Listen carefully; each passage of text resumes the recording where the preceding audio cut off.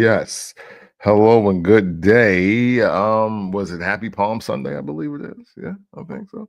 Hey, but you know what I'm saying? It is also the official, it's countdown to WrestleMania now. We are off the road, we are off the runway, we are officially at the countdown because this Saturday is night one. Yes, night one of WrestleMania 41.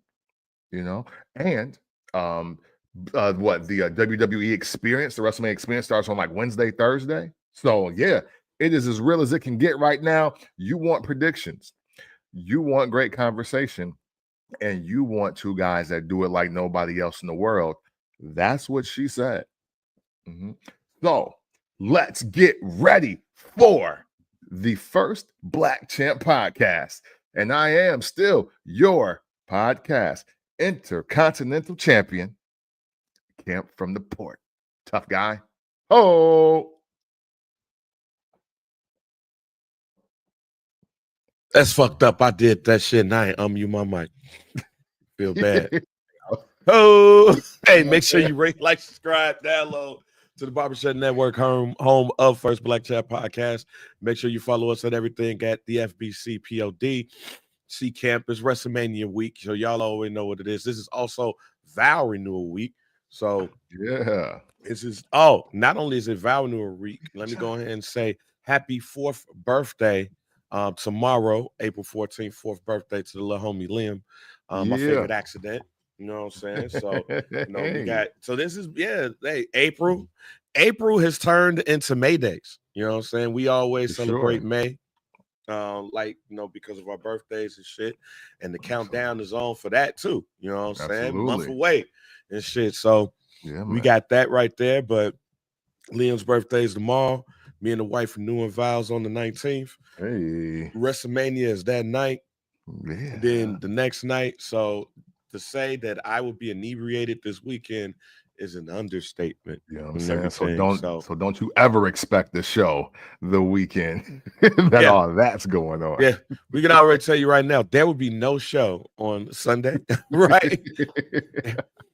There might be a clip or two that comes out, you know what I'm saying? But it won't be show related. Won't be show related at all. So just giving y'all a heads up right now. Do not wake up in the morning and expect to see First Black Champ on. Yeah. Because we will be inebriated. You know what I'm saying? So, but y'all make sure that y'all enjoy WrestleMania weekend. You could join our Facebook group because there would at least be some stuff going on there. So join the Facebook group, First Black Champ, and you can chop it up to the many people. Shouts out to Brando, shouts out to Kier, shouts out to Chris, all of the folks that be on there. My nigga T, fuck Jesse Smith, ladies and gentlemen. I'm still on that road. Fuck Jesse Smith. Look, this is 2 episodes in a row. Basically, Jesse is my homie. I've known him since kindergarten, but he damn near paralyzed me in high school during football. Damn.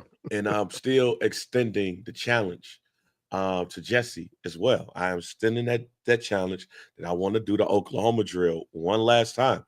His birthday is May 26th. Mine is May 21st. Let's do it for our 43rd birthday, man.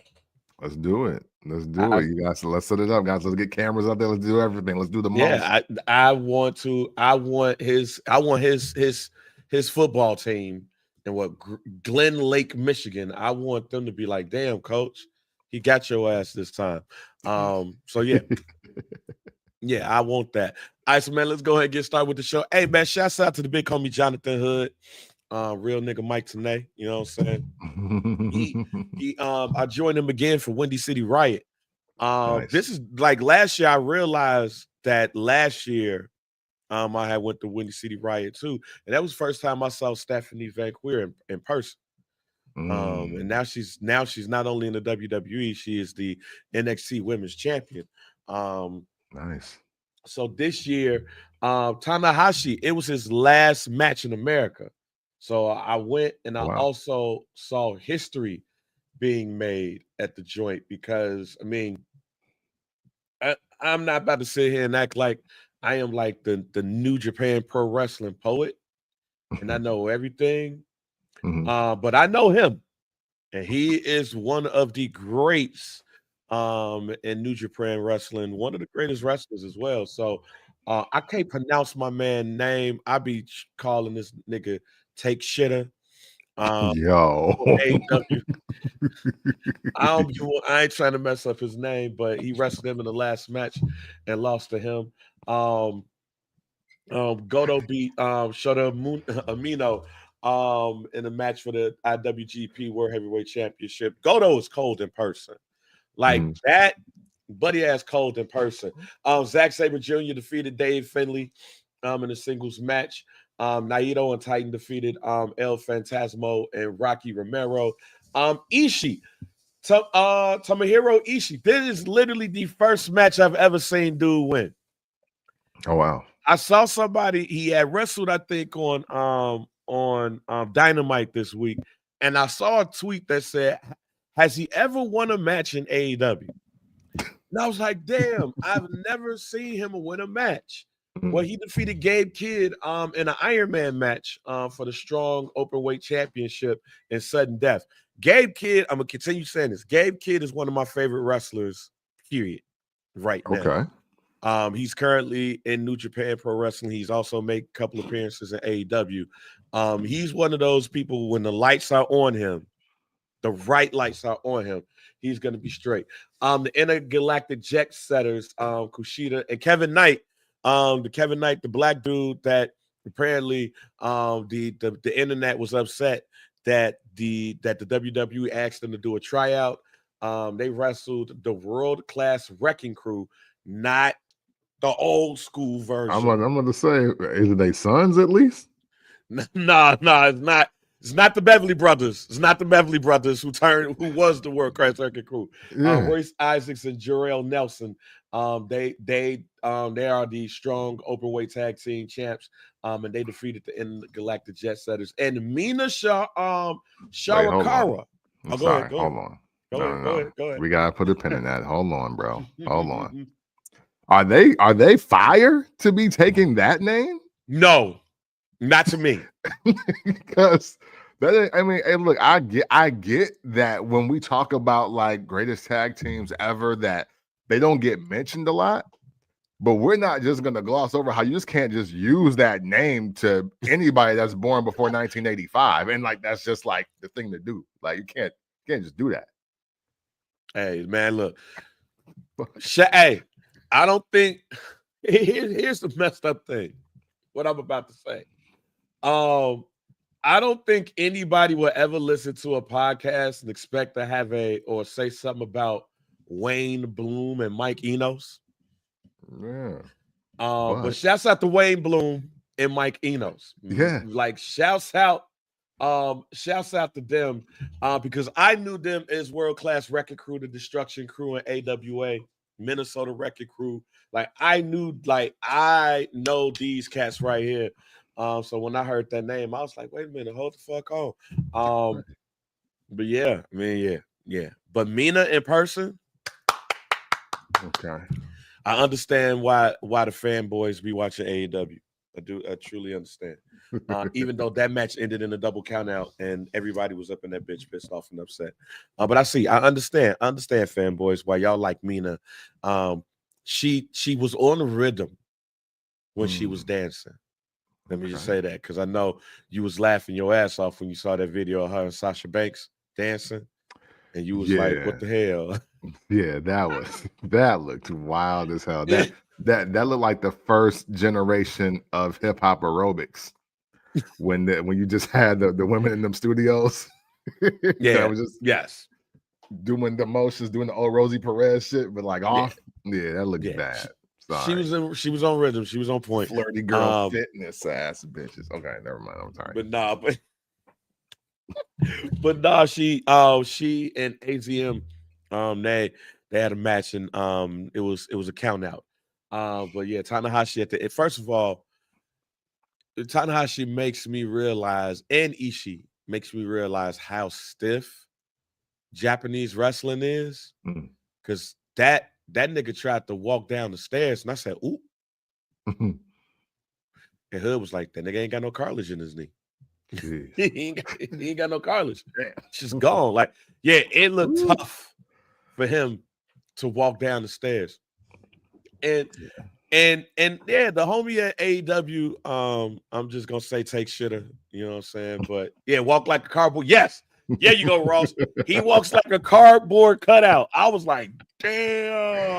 Oh man. Like when you see that in person, yeah, it's like shit. Oh, like yo, Jesus Christ.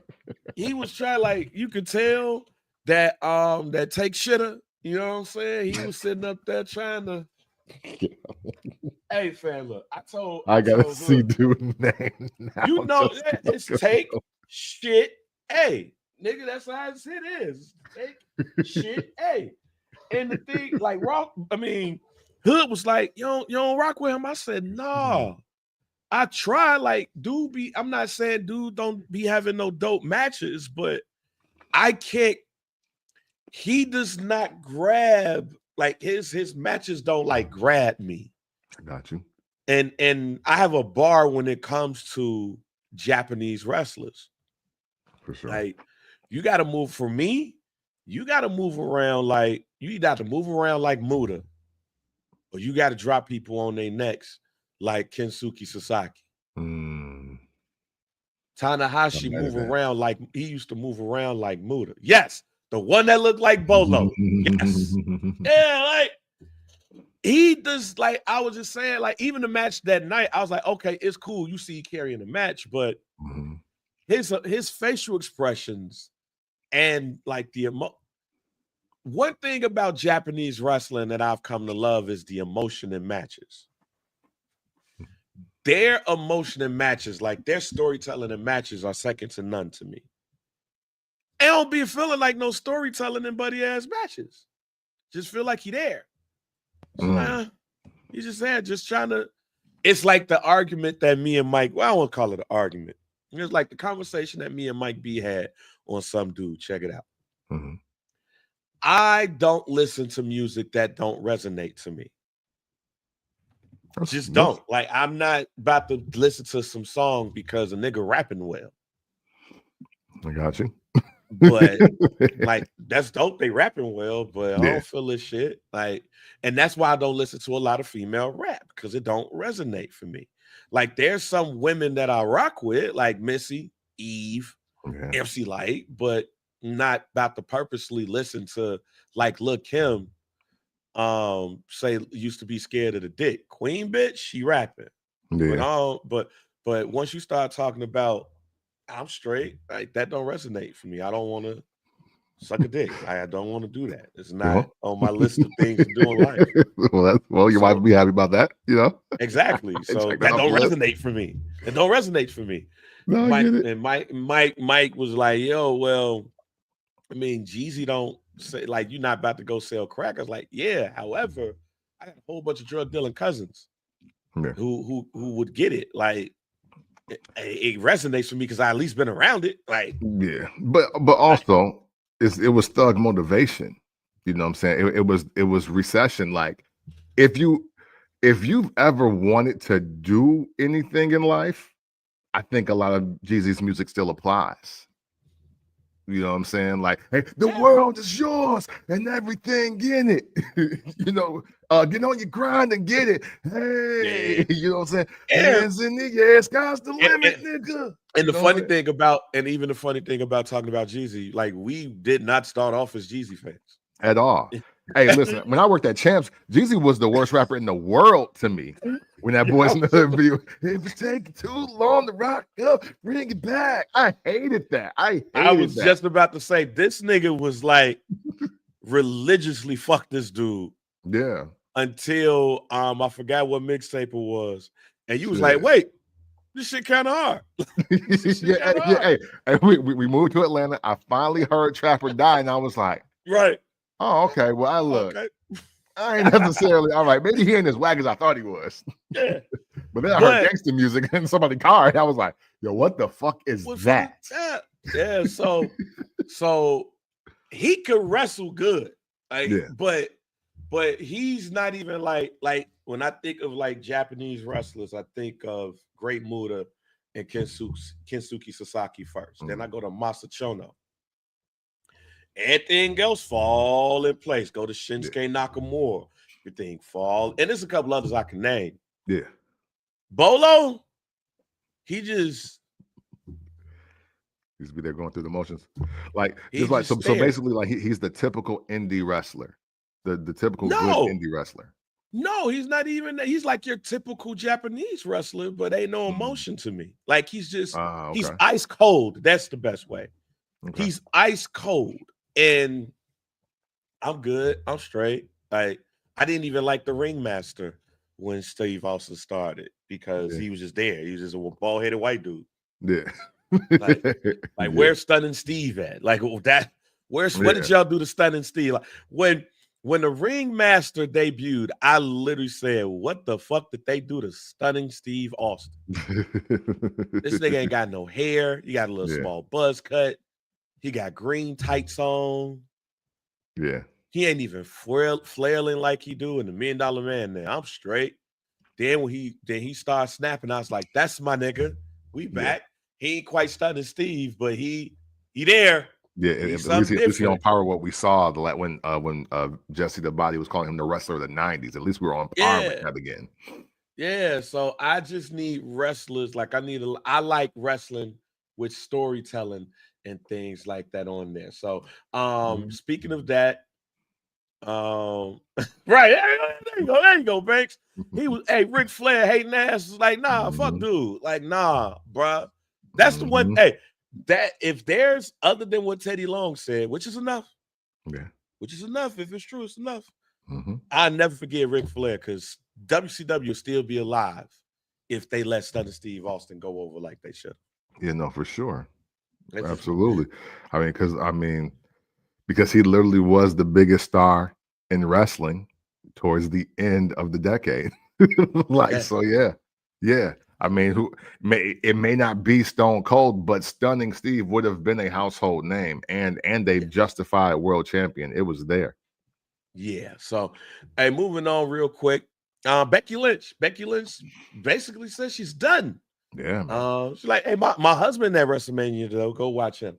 In the world of wrestling, are you really truly done? Nah, but is Becky Lynch one of those people? Like, do you believe her? In a roundabout way, I do. I know once after the man peaked, right? And then she kind of came back, and obviously she went to be a mom, and I think she enjoys that a lot. I think the other thing that really I think we kind of look over is that towards the end of this is that how Becky Lynch was kind of tired of all of this. She was kind of done with everything, like the her and Charlotte Flair thing, the kind of questions she was being asked, what was being highlighted as far as women's wrestling is concerned, and you add that with just how hard she fought to get what she got in the business. I can see her being done with it. I mean, she's still a young woman. It looks like she has a lot of life left in her. I don't think she has much to prove. You know, it's one of those things where she could be really done, and that would be, I think that'd be enough for everybody. I think her story is as compelling as it could possibly be for any superstar wrestler. I mean, hey, she's the first woman to at least make the co-cover of even a wrestling video game. You know what I mean? So like that, yeah, I mean, she could be done. I do kind of believe her, especially with obviously the women's division not being pressed for her. And it seems like she's at peace with a lot of that. So yeah, I think she's telling the truth.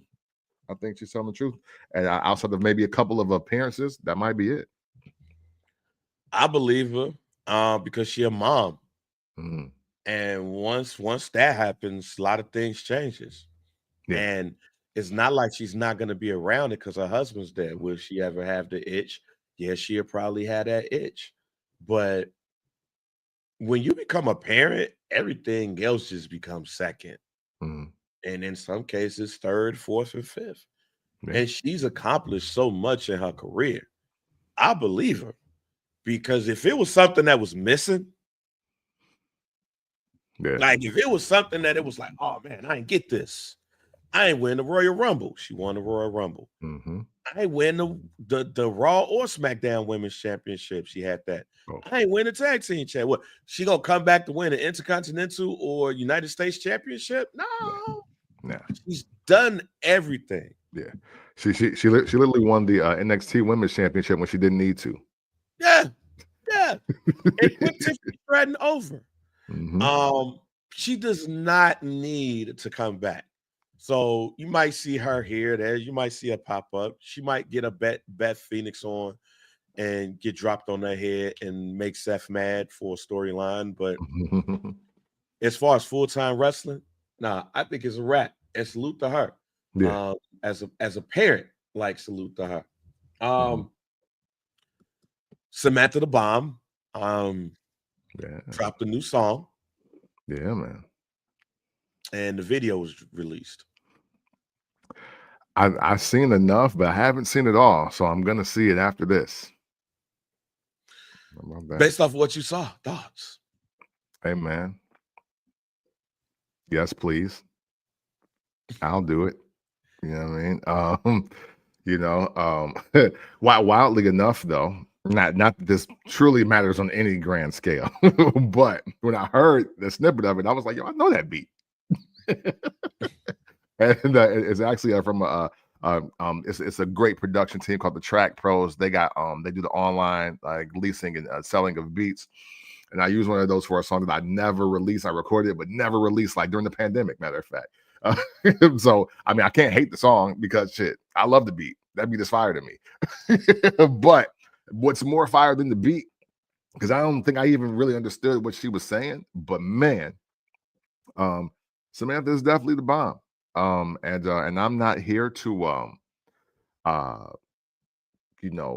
counteract, be contrarian, or to be combative over sexy Mariah Carey, sexy 90s Mariah Carey. If Mariah Carey was like sexy in 91, that's what I think she would look like, Samantha Irwin, to me. So let me just say this. I watched the whole video too. What I will say is I was surprised at the music. Not gonna lie. Okay. Like it was a song that she wrote, that she had dropped. I forgot the name of the song, and I was like, "Oh, we neo soul in it, huh? We neo soul in it, okay." But when I heard this song, I was like, "Oh, we really neo soul in it." Like when, and this is nothing against Samantha. Samantha, I know you black. Let me just know you black. But I always wonder when people get into certain spaces and they say they do music, that worries me. That worries me because it's like, who are you doing the music for? Yeah. And when you are in front of the WWE camera and their base is 18 to 34 white male, and you like, man, you leaving to go do music. I'm like, what the fuck type of music you're gonna do? Now, for those who don't know me, I love hardcore rap and soft-ass R&B. Like I run the gamut. It's like from your normal R&B to your emo shit. Like I run the gamut on that. So anybody try to do that, it's like, okay, let me see how it is. So when I first heard the song, because I didn't see the video first. When I first heard the song, I was like, oh, this hella decent. Like this is not what I expected. I won't say that I was expecting something popish, but I was expecting something pop-like. Oh shit, no. Hey, listen, well, I'm totally on the opposite spectrum. I expected Kelly Clarkson.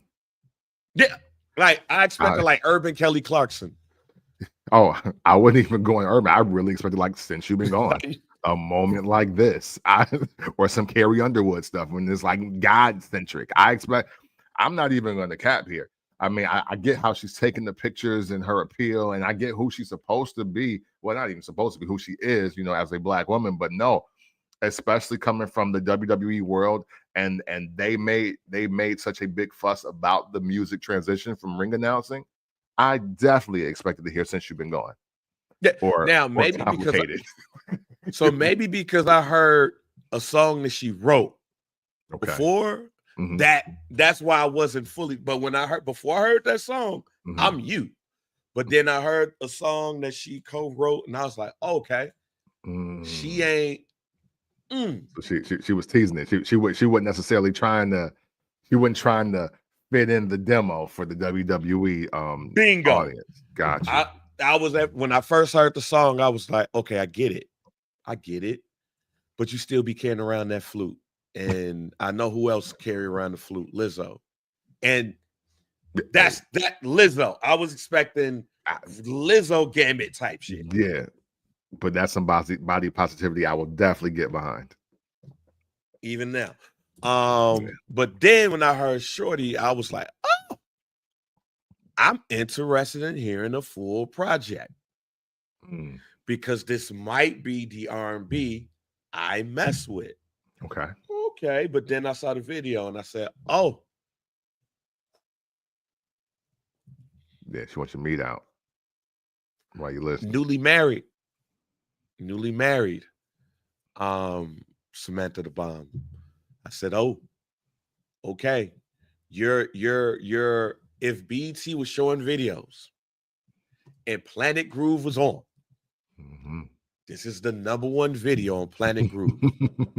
Or this is that like how Exhibit What You See Is What You Get was the #1 rap video that year when it came out. 98, yeah. I said if Samantha came out with this like shortly after she left the WWE, when people were really, really talking about it, if BET was still showing videos, and Planet Groove, shouts out to Rachel, if Planet Groove was, and what was the night show that they had? I forgot the name of the R&B show. What, Caribbean Rhythms? Nah, not even Caribbean. Oh, no, Midnight Love? Midnight Love, yep. If Samantha the Bomb, Shorty Wanna would be a top video on Planet Groove and Midnight Love on BET right now. And then, you know what I'm saying? Then for Notarized at around New Year's Eve, it'd be in that 2-3 spot. If, and that's only if Janet Jackson hadn't dropped something. You know what I mean? Yeah. She definitely would have performed live on Planet Love. Like Rachel would be like, hello, this is Rachel on Planet Groove, and we have a new star. This kind of like she definitely would have been on BET Planet Groove. But shouts out to her. Like, shouts out to her. I hope this all works out. Because the only other thing after that is that people do things outside of the E, and it might not necessarily work in the way that we think it should. She was on TV before this. You know, she was on America's Got Talent, and everything, and became very popular there. Like I said, she just got married to Ricochet, so congratulations to them on that and everything and stuff. So this looks like this could possibly be a great 2025 for her. We'll see what happens. You know, I agree. And you know, the final thing I just want to say about it is that, you know, I know a lot of wrestling dorks were like mad, but I think the key thing to remember about Samantha in particular is that she was never void of actual talent. Like, she didn't get lucky. Like, she's really good at the things that she does. So yeah, man, much success to her. And this may not be the WWE demo. They may not use one of her songs, you know what I'm saying? But even though I think they're overusing Travis Scott music at the moment, but you know, whatever. But Fiend is getting played. Yeah, but but now Travis Scott debuting songs, they using different songs and remixes. I'm like, all right, come on now. Like, how much of this did he buy? Jesus. Yeah. Can we go back to Saliva doing songs or something like somebody else? Jesus Christ. You know what I'm saying? Get some system of a down or something. Yeah, can we pick anybody else? Can we pick anybody else? Hey, I vote for Tim Montana. If y'all want a new rocker, Tim Montana should be doing WWE themes since y'all ain't calling Jim Johnson no more. Hey man, no, I feel you. It's just funny.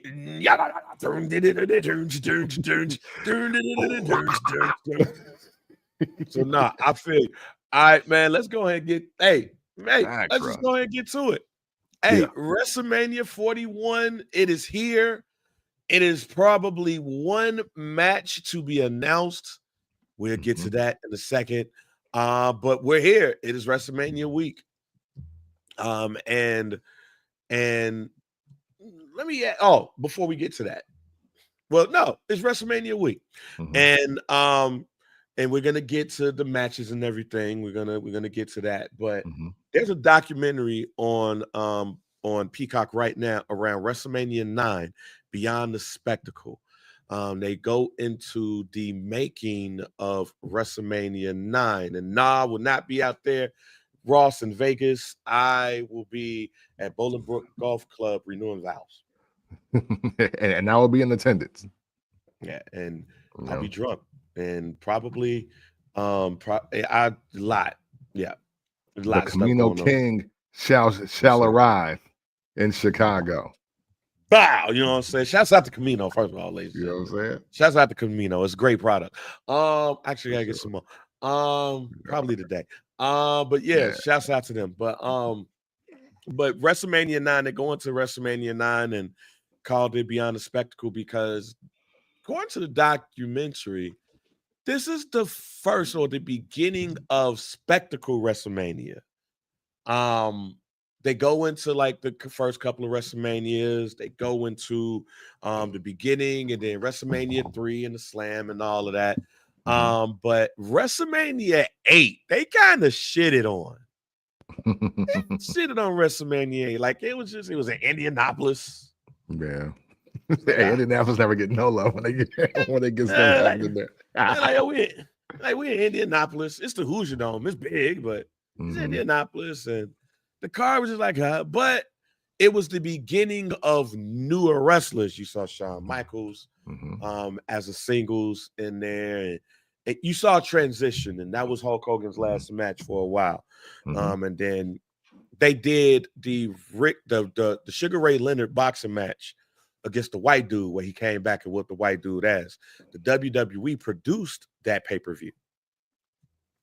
So in producing that pay-per-view, they're like, Vegas, like, yo, why don't y'all slide out here and do WrestleMania?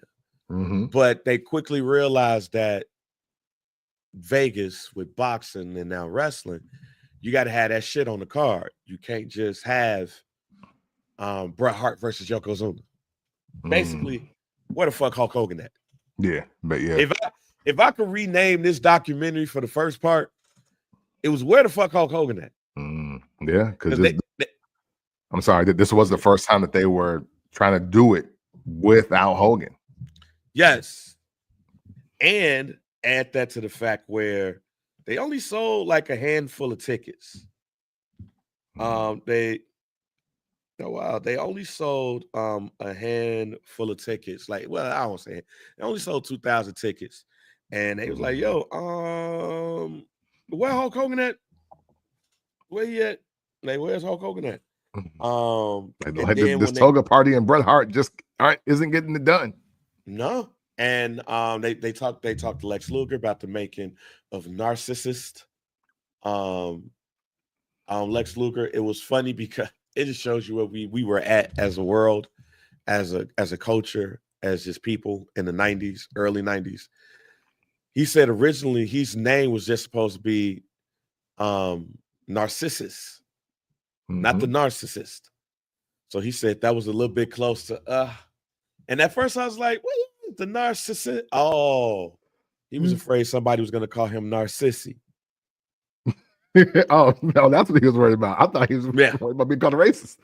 No. He was being worried about calling a sissy. So they was like, yo, narcissist, the narcissist, Lex Luger, Bobby the Brain Heenan could barely say narcissus. Yeah, so I remember that. That's one of the most memorable promos from anybody that's not even about them. Like, they really, hey, you know what? Bobby the Brain Heenan really did his job of selling just the day that we would see whoever the narcissist was. Yeah, I mean, I had no idea it would be Lex Luger, so I was actually like, oh wow, it's Lex Luger. But yeah, hell of a sell by Bobby the Brain Heenan, rest in peace. Yeah, I was just like, that ain't no narcissist. It's fucking Lex Luger. That's the total package. What are we doing here? Right. Matter of fact, the one thing that I will say, is Lex Luger was really the first time I was like, oh, they just changing people's names. You know, first time I really read, like, if we were to ask the question, when was the first time you was like, change his name? It would be Lex Luger. Because I was like, who the fuck is the narcissist? Matter of fact, at 10, 9, I didn't know what the fuck that was. I didn't even know. Yeah, no. I didn't know what that was. So it was like, oh, I didn't even look that up. It was like, no, that's Lex. That's the total package, Lex Luger. We ain't doing this.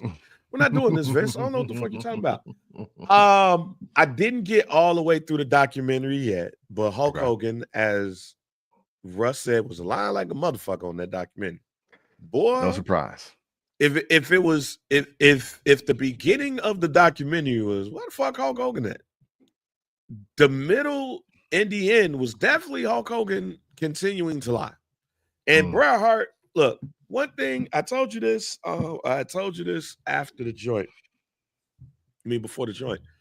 Hey man, one thing I know about Bret Hart, he's gonna tell you a liar and you ain't shit. And something like Bret Hart, hey, I don't believe you. Like Bret Hart don't mince no words. I think once Bret Hart had retired, had the little stroke and shit and got old. Like I wonder if that's what Stu Hart is like. I want to know who in the Harts are more like Stu. Like who's gonna be the Stu dude? Stu probably was talking his ass off for Canada. But Vince McMahon didn't allow that nigga to say shit on WWE television. That motherfucker was at the ringside just looking old, grizzled, and mean. Yeah. So maybe Bret Hart might be more like it because Bret Hart do be looking mean, but he actually talk. So that's why we need another Hart kid. Like somebody's kid gotta start wrestling. So Bret Hart and his black wife can be ringside for their matches like Stu and Helen was for theirs. Like we need that. I need Bret Hart to be looking like, boy, you better win this fucking match. Well, I'm gonna take you to the dungeon and whoop your ass myself. Because that's how Stu Hart looked. Like somebody got to tell, like Stu Hart could have very well, like Natty could be on here, like, nah, Stu's a sweetheart. And I tell her, you lying. Because Stu looked like he carried a belt to wear and a belt to whoop. Am I wrong? No, I don't believe that's wrong at all. And it's so what's great about Bret Hart now, you know, just post-career is that he's so calm. And he's so matter of fact, like, no, he's lying. It's complete bullshit. Like, oh, he's a dumbass. Like, he just be saying it. And the thing is, it's like, Bret Hart just had a stroke, but at the same time, you see how nobody really responds or reacts to what Bret Hart be saying? It's almost like, hey, look, I spit in Vince McMahon's face and then punched him in the face. I ain't scared of none of y'all. And even with the stroke, even post-stroke, I'm not scared of none of y'all. And nobody has a rebuttal. Even old big-ass, tough-ass Bill Goldberg is always like, I just keep apologizing to the guy. What more does he want from me? He wants your soul, bro. He wants your soul. But he wants your life. You know what I'm saying? Like he wants you in the dirt. How about that? That's what he wants. Literally, he wants your life. Like he wants the $2 million payout to wrestle. In Saudi Arabia. You took that away from him. You know what I'm saying? And shoot, and Goldberg is obviously in a very more capable physical state, probably for fighting than he is. And even he still won't say nothing to Bret Hart. No. So that lets me know Stu is not a game because that's his son. Yeah, right. I'm my daddy's son. My question to you, because I know what they was trying to say about this spectacle shit. The toga, the Undertaker, Giant Gonzalez. The way they shit on Giant Gonzalez was hilarious too. Oh, I gotta see that. Man, it was like, yo, he was supposed to have like fur on his shoulders, not a bodysuit. Undertaker, like, what the fuck is this? Like, what the hell is this? What y'all got me wrestling, fam? Yeah, I had me wrestling a dude with a bodysuit with abs. That shit was hilarious. But when did WrestleMania become a spectacle to you? Well, I mean, I want to say a few weeks ago, I literally said, watch WrestleMania 9, because I think that's the first time that themes started happening, or that was the first time a theme was tried at a WrestleMania. So for me, yeah, it is WrestleMania 9. Now, I mean, as far as spectacle, by definition of spectacle, I still think it's WrestleMania 4 in the tournament. I still think it's that, because there's an abundance of superstars. There was a lot of things that happened that led up to that tournament, that happened in the tournament. The fact that Hulk Hogan doesn't win, but yet he closes out VHS tape 1 posing like he's about to win everything regardless, and then he comes back like it was almost like he was hosting the Grammys. Like, yo, it was like, yo, you were just out here, bro. What you doing? What are you doing back? And he comes back. So for me, by definition of spectacle, I think WrestleMania 4 is it. But with how WrestleMania starts to look after 9, I don't think you can't say it's 9, because shit, 10 was, oh, we got 2 Royal Rumble winners. So we're going to do these 2 main events. We got co-main event for title, and all of that. So, like I get and I do see a WrestleMania 3. The only reason why I don't think WrestleMania 3 counts is because the whole card was centered around Hogan versus Andre. Like that, like, to me, a moment can't constitute a spectacle for a whole program. But WrestleMania 4 was the greatest superstars in the world at the Trump Plaza for the undisputed WWF championship, and there was like, wow, who is going to win this? And for many people in the world, the foregone conclusion is that Hulk Hogan is going to win this tournament, because he should still be the champ going into WrestleMania 4 anyway. So that's why I do think, as far as spectacle, if you want to pick a time before then, it would be that. Shit, I mean, WrestleMania 6, had it panned out a little differently with the rest of the card again, because that was a Sky Dome in Toronto. But I mean, it got no bigger than Warrior versus Hogan, title for title. But no, I look at the whole card and what it meant. So I'm still going to go WrestleMania 9, even though I will concede that if anybody wants to say 4, I'll never argue. And that's why I'm going to say 4. WrestleMania 3 was Hulk Hogan, Andre, and Macho Man, Ricky Dragon Steamboat. And that's by surprise, though. I don't think that wasn't on the bill to be what it was. Like, I think Hulk Hogan low-key still mad at Macho Man and Ricky Dragon Steamboat for what they did. Facts. Like, what they doing? Like, I can see Hulk Hogan. And it's daylight. What are you doing? Like, the sun ain't even down yet, and you're doing this. Yeah, I can see Hulk Hogan in the back, like, yo, Vince, stop this shit. What the fuck they doing? Hey, what the fuck y'all think this is? And Andre the Giant in the back, like, oh, Hogan, shut the fuck up. We be okay. You still gotta let me know if I'm going over, right, Andre? Like, you don't see going, and you see the shit. Like, what fuck going on? I can see Hulk Hogan in the back, like, hey, what the fuck? But WrestleMania 4 will always be the first spectacle. Trump, the whole setup, the tournament, Hulk Hogan not being at the top of the card or top of the food chain. Like, WrestleMania 4 to me, even though it was my first pay-per-view, when I looked at them all, when I looked at them all in order, WrestleMania 4 was the first time I was like, WrestleMania 4 was the first time I looked at WrestleMania after watching them and being like, okay, this feels different. This feels like a spectacle. So the reason why I put this on here, because I was going to make a music reference to this. Let's go make a music reference to WrestleMania 4 compared to everything else. I believe WrestleMania 4 is the In My Lifetime Volume 1 of WrestleMania. Now, what do I mean by that? For those who are Jay-Z fans, you have Reasonable Doubt. Then you have In My Lifetime Volume 1. You got Hard Knock Life. You have Volume 3, Dynasty, Blueprint. I could go on and on. Jay-Z legendary catalog. But the one album that gets shitted on the most is not even Kingdom Come. Yeah, true. It is In My Lifetime Volume 1. If you know me, y'all know that my favorite Jay-Z album is In My Lifetime Volume 1.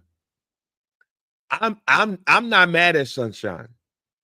I'm one of those people. I don't like the Blackstreet song. Yeah. I don't like what girls like. Yeah.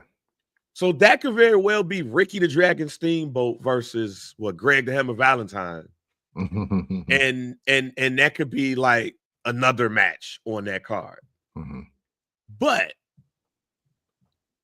to me, there's enough classic material, or at least dope material on Volume 1 to consider it a classic.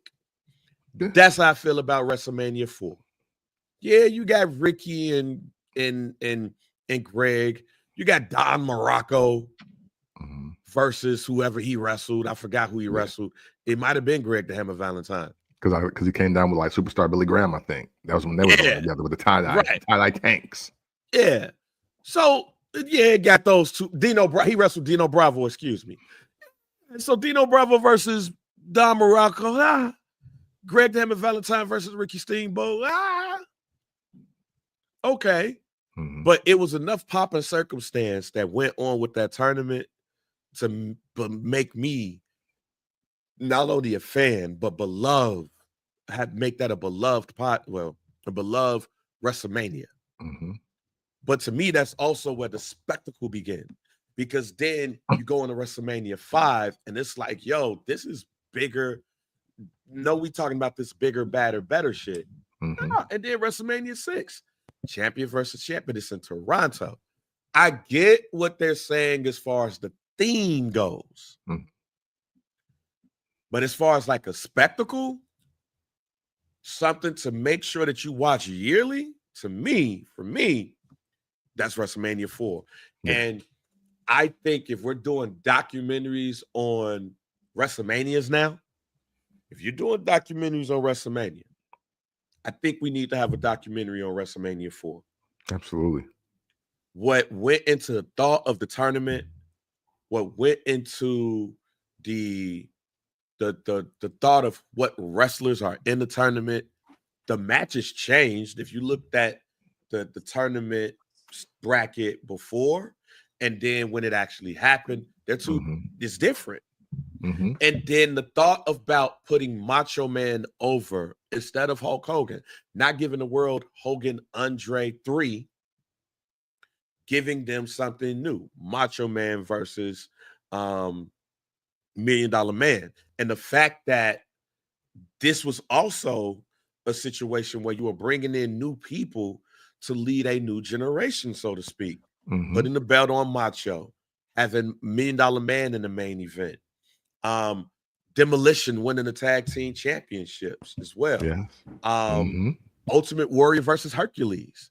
Like being able to see the Ultimate Warrior on a big stage. If we're doing documentaries on WrestleManias, we need the WrestleMania 4 doc, especially so I could be in that doc and tell y'all don't bullshit the way y'all shitting on WrestleMania 4. Yeah. This is a lot of people's introduction.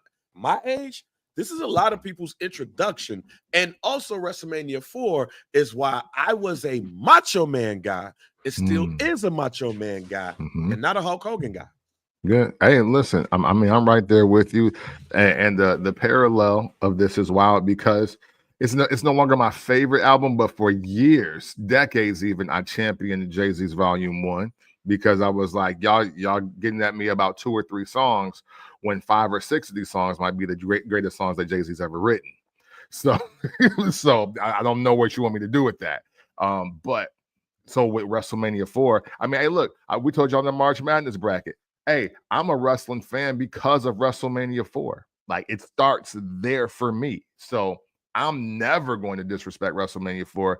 To me, that's always going to be number one for me, even if I do see greater matches, even if there is greater star power, I always will default to, but hey, yeah, I was paying attention to wrestling, but I started watching wrestling. I started becoming a fan of wrestling. It became paramount that wrestling would be a part of my world because of WrestleMania 4.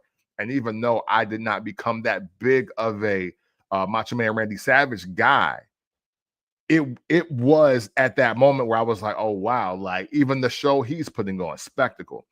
You can't put that kind of performance on any other wrestler at random, and you're going to get the results that the Macho Man gave us.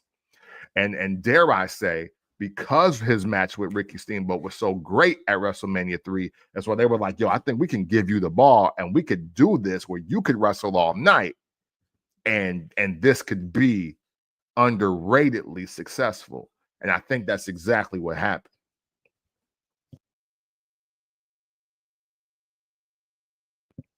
You on mute, my brother. I am. Ask Krista real quick how she liked those first couple of episodes of Handmaid's Tale. She was dying to talk to you about that, and she just walked out the door like in a rush talking about she's sorry. So I am absolutely about to text her and let her know that, right? Because she texted me that night, and I was like, I hit her with the exclamation point. But I finally went through them, and I was like, oh shit, okay, we starting off high. All right, so shout out to Russ. He said we need a WrestleMania 14 doc. I'll propose this because I love content. That's all I want to hear. Like, these conversations is the ones that I love about content specifically and all of that stuff too. Mm-hmm. I know they did the history of WrestleMania documentary, but I wouldn't mind a documentary of each WrestleMania leading up to like WrestleMania 42, or package them and do it differently, or spotlight specific ones. WrestleMania 4, you got WrestleMania 9. Do one on WrestleMania 8. Like the fact that the main event was supposed to be Hogan and Flair, but then Vince saw a couple of house shows and was like, nah, let's split this bitch up. So we never got Hogan versus Flair on a main event WrestleMania stage. What other WrestleManias you would love to see a documentary on?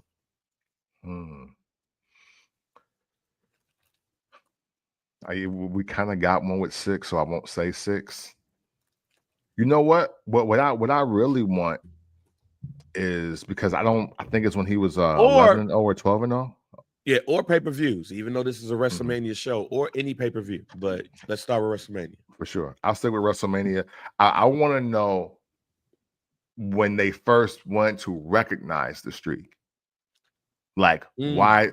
Like, what happened then? Was it just happened to be like, you know what? Undertaker hasn't main evented a lot of these, but he hasn't lost yet. And then, like, because also the uptick for his opponents got greater. At one point he was wrestling some of our favorites that might have been past their prime or trying to get their last hurrah. But then all of a sudden we move on from, your Jimmy Snuka and your Kamala and your Jake the Snake Roberts. And we're getting to, the Big Boss Man version 2.0. Then we're getting to, I think it's Triple H the first time in the match that kind of ends unsanctionedly and all of that. And then we start building. So then it's Randy Orton, it's Batista, it's CM Punk, I do want to know. Mark Henry. Yeah, Mark Henry. I'm sorry. Yes. And I was like, I do want to know, like, wow, hold on. When did they realize they had something here? And why? And then why was the streak a thing? I want to see that. Yeah. Streak in particular, yeah, I think there should be a documentary on the streak specifically. WrestleMania 11. WrestleMania 11 was when the company was like start to take a downturn and stuff. But you got Diesel, you got Shawn Michaels, you got Lawrence Taylor, you got Bam Bam Bigelow. I want to see what went into that one and the pressure that the WWE felt like that they had for this to not only be a good pay-per-view, but to be successful.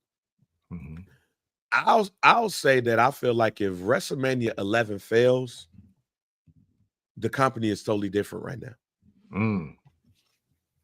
But then you see what you got in Shawn Michaels. You even see what you have in Diesel a bit. Bringing somebody in off the street to main event WrestleMania as well. Like what? Go into detail of what it took to get Lawrence Taylor ready for that match. And when you look at every WrestleMania, like honestly, when you look at every WrestleMania main event, this is the one that don't match. Yeah. Like this is the ones like Bam Bam Bigelow and Lawrence Taylor main event at WrestleMania. Like, yeah. Like last match that's of the out of night. nowhere too. It's like, huh? What? Like last night match of the night. If you were to do, if this was a Jeopardy question, which like this NFL Hall of Famer and wrestler with fire on his head main evented the Showcase of Immortals, WrestleMania. I don't expect nobody to say who is Bam Bam Bigelow and Lawrence Taylor unless they're a wrestling fan. Yeah, facts. So I want to know what went into that. Yeah. And stuff. Well, let's talk about what's going to have to go into Saturday and Sunday. Yeah. We're here this week. WrestleMania. You back on mute. Yeah, I think I'm back. Yep, I'm back. There you go. Yeah, I'm back. I hit that damn thing. But WrestleMania 41, Las Vegas, Allegiant Stadium, third best stadium in the NFL right now. Let's go with Saturday. Let's start with Saturday. The match that was just announced. And I'll go into if I was the Street Profits, I'll be pissed. Rey Mysterio versus El Grande Americano. Yeah, man. This young man is from the Gulf of America. And has quickly become one of the greatest luchadors of all time. Going up against quite possibly the greatest luchador of all time. If I'm the Street Profits, yeah, we'll get to this later. I'm going to save that. Yeah. But who you got? Rey Mysterio or El Grande Americano? And do we care? Yo, so we don't care, but I'm absolutely going with El Grande Americano because coming in to the mariachi version of the preamble is hilarious. And I am not ever going to forget this. I'm never going to forget that El Grande Americano comes out to the mariachi version of the preamble. Hey, and Chad Gable looks to be in amazing shape. but the only thing that will kind of make me care a little bit is if they doink the clown us. And if they take that mask off and it ain't Chad Gable and he at the ramp, that's the only way that I will begin to care. Well, that's my prediction.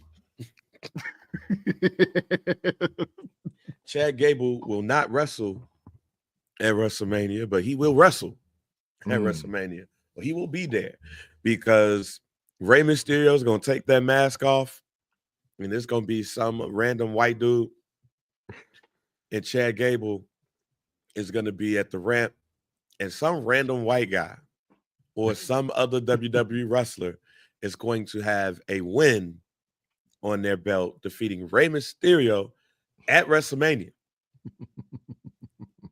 So we're in agreement there. Naomi versus Jade Cargill. Let me ask you first.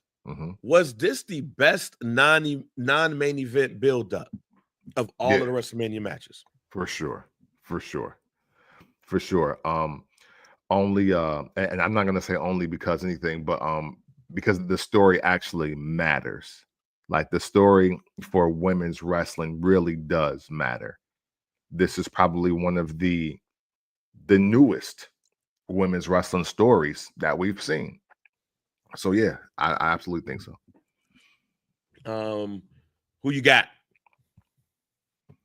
Man, I'm gonna go Jade Cargill. I'm gonna go Jade. Not only does she need it, I think people want to see it. Would I love for Naomi to win this match, or Naomi to get disqualified and just F up the match after it's getting great? Yeah, I would, because that would solidify the new character for me. But I think this is all about Jade working with premier talent on the grandest stage of them all and looking as great as she possibly can. So even though I love the story, if Jade was more established as a wrestling superstar, I would absolutely pick Naomi. But I'm gonna pick Jade to go over at WrestleMania. I'm going to pick Jade, and I'm going to pick Jade by disqualification too. I do believe that Naomi is going to get frustrated, do some shit, get disqualified, crowd boos because they don't want to see a disqualification at WrestleMania, but it's also to protect Jade as well. Now, how do you get both women over without killing the momentum of this? And you have Jade win this match in not a clean way to continue it. But yeah, I also believe that this is the best build-up of a non-WrestleMania main event match. I think Naomi and Jade has showed their ass off on this one. This is definitely the best build-up of any of the women's matches that's going on, and it's not even close. In fact, I'm not saying this just because they two black women either. No, I'm saying this just in general. This is out of all of the women's matches and most of the men's matches, I care about this match the most. Yeah, for sure. Like this match here, to me, is going to do a lot for women's wrestling matches at pay-per-view events. So you won't see those 1 or 2 offs. No, I believe that if we get the match that I think that we could get, because Naomi can go and she will make sure that Jade has what she needs.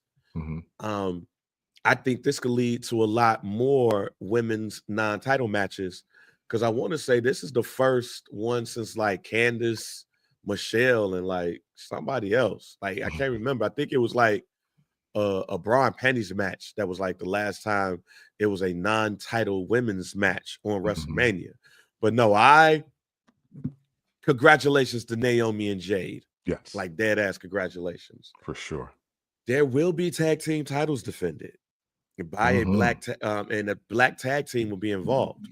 But it is the New Day versus the War Raiders, after the New Day basically went crazy and damn near tried to break, I think, Ivar's neck and stuff. They're going to face the War Raiders for the tag team championships at WrestleMania.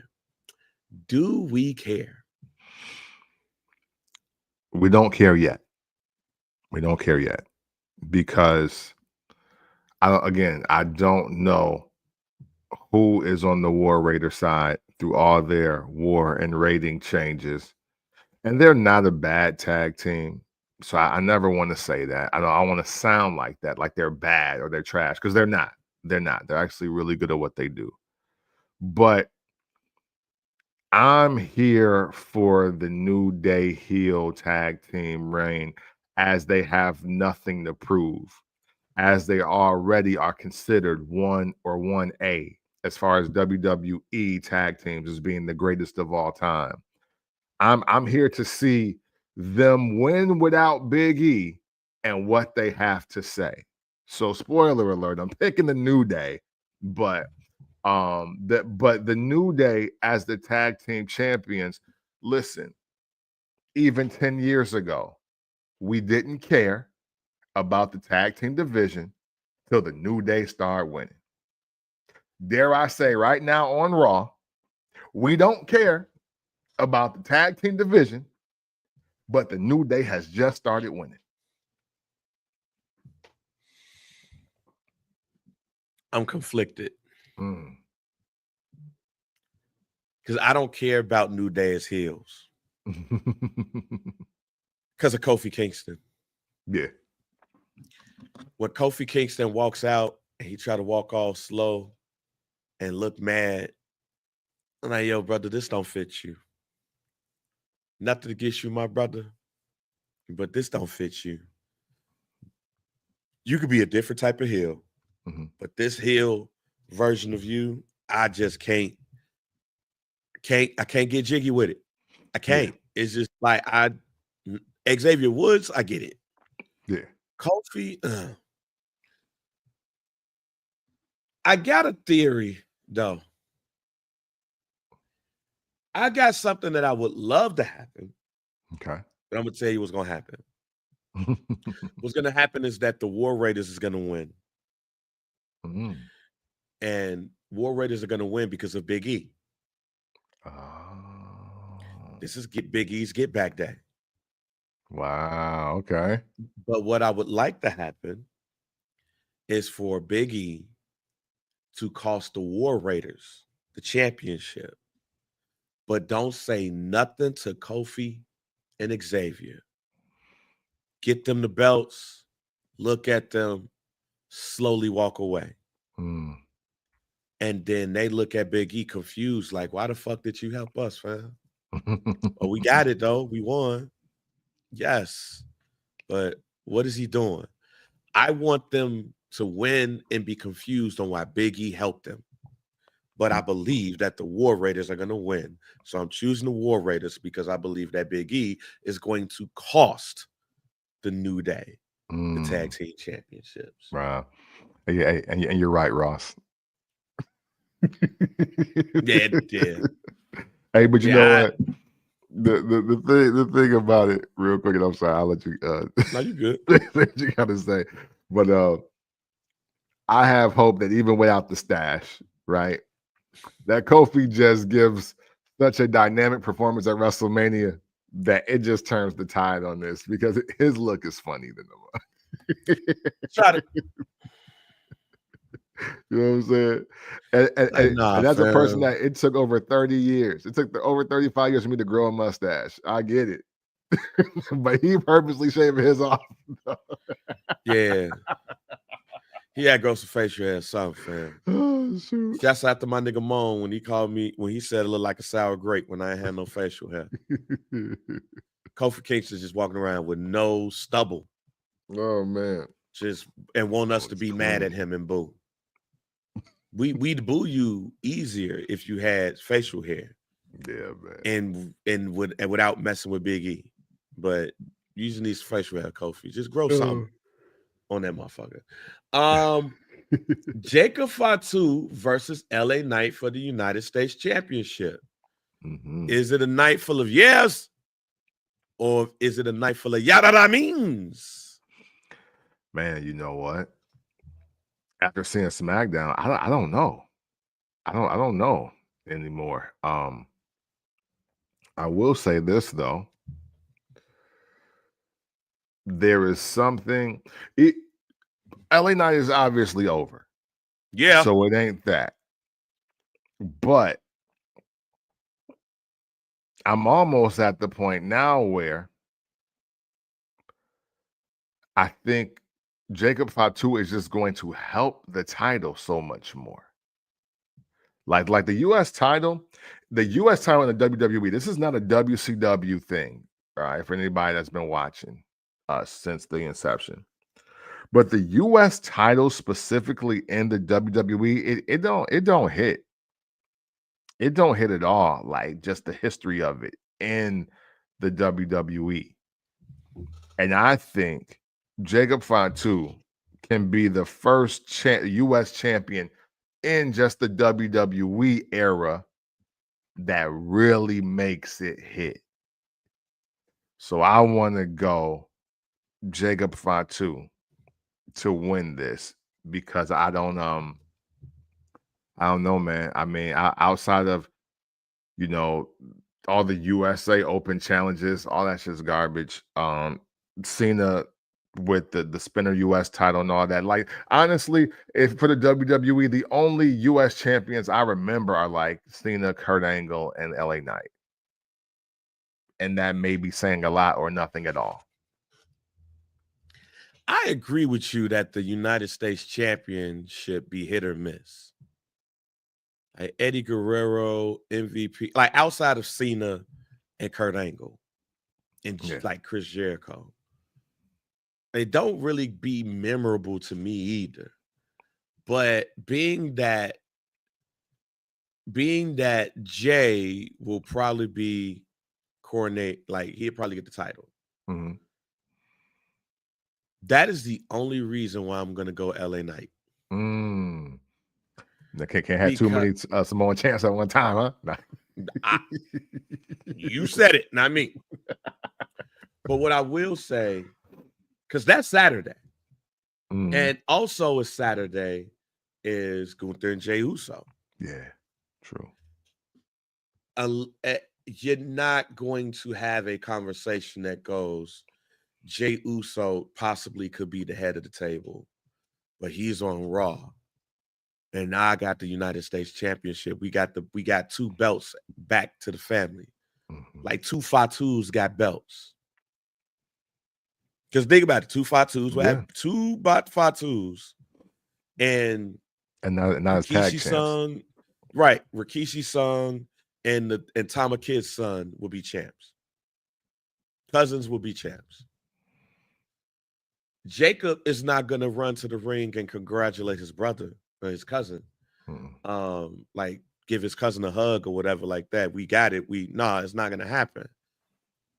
If Jay's going to win this championship, there's only going to be one champion in the family. So because of that, I'm going LA Knight. And Solo Sikoa is going to make that happen. And that's when we're going to see the real official breakup of anything bloodline, because Jacob Fatu going to start beating the shit out of Solo. Okay. The 2 little cousins fighting, y'all. That's what the 2 little cousins fighting, y'all. They fighting.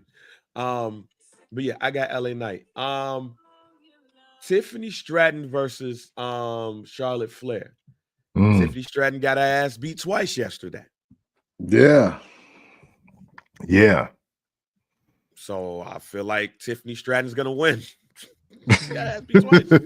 Inside and outside. And Wade Barrett had to go, hey, man, stop that shit. Leave her alone. You're gonna get yourself fired.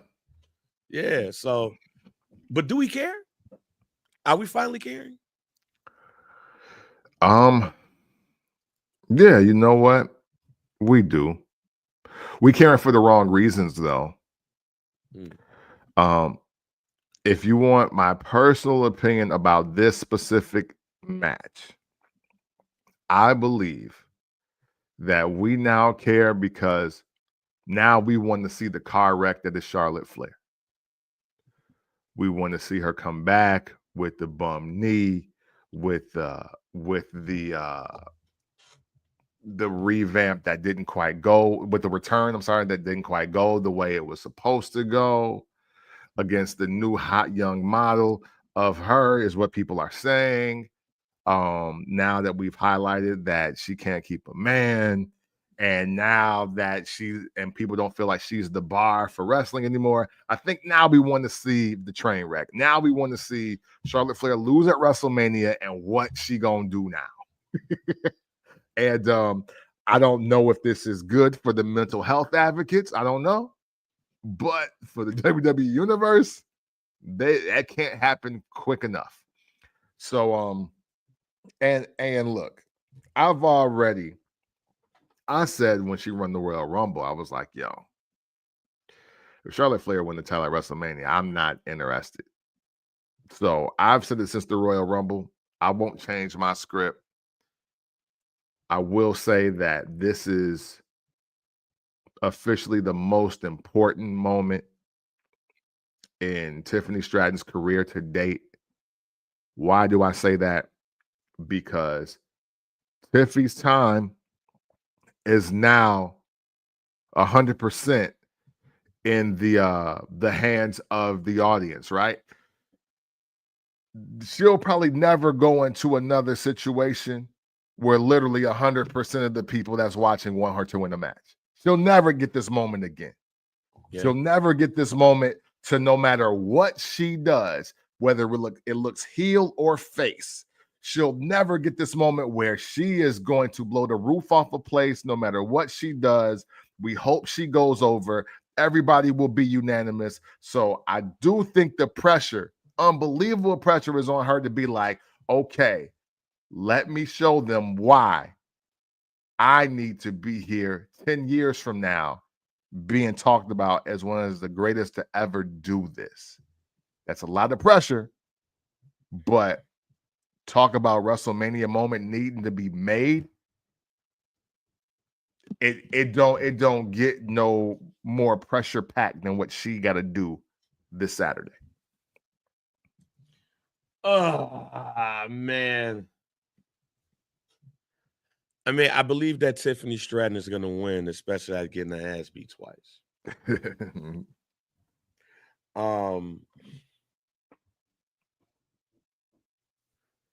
I just don't care about the match.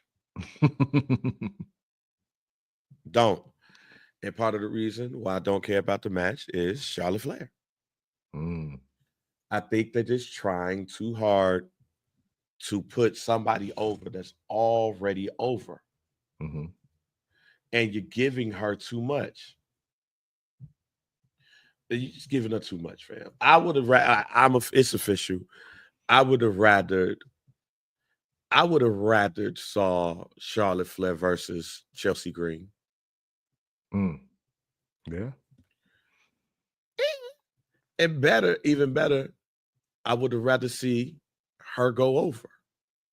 Like Chelsea Green. It's about time for Charlotte Flair to start putting people over in these situations. WrestleMania type situations. Like often.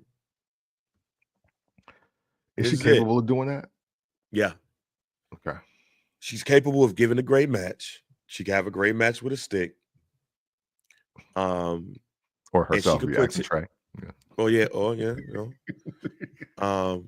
She have a great match with a Chico stick, like Chico stick versus Chico stick in a Chico stick match, like Undertaker versus Undertaker at SummerSlam. Chico stick versus Chico stick. I think she could do it. The question is will she? I think in this case they're gonna be like, look, Charlotte, get it, but we need the new person over, Jack, and we need this to continue too.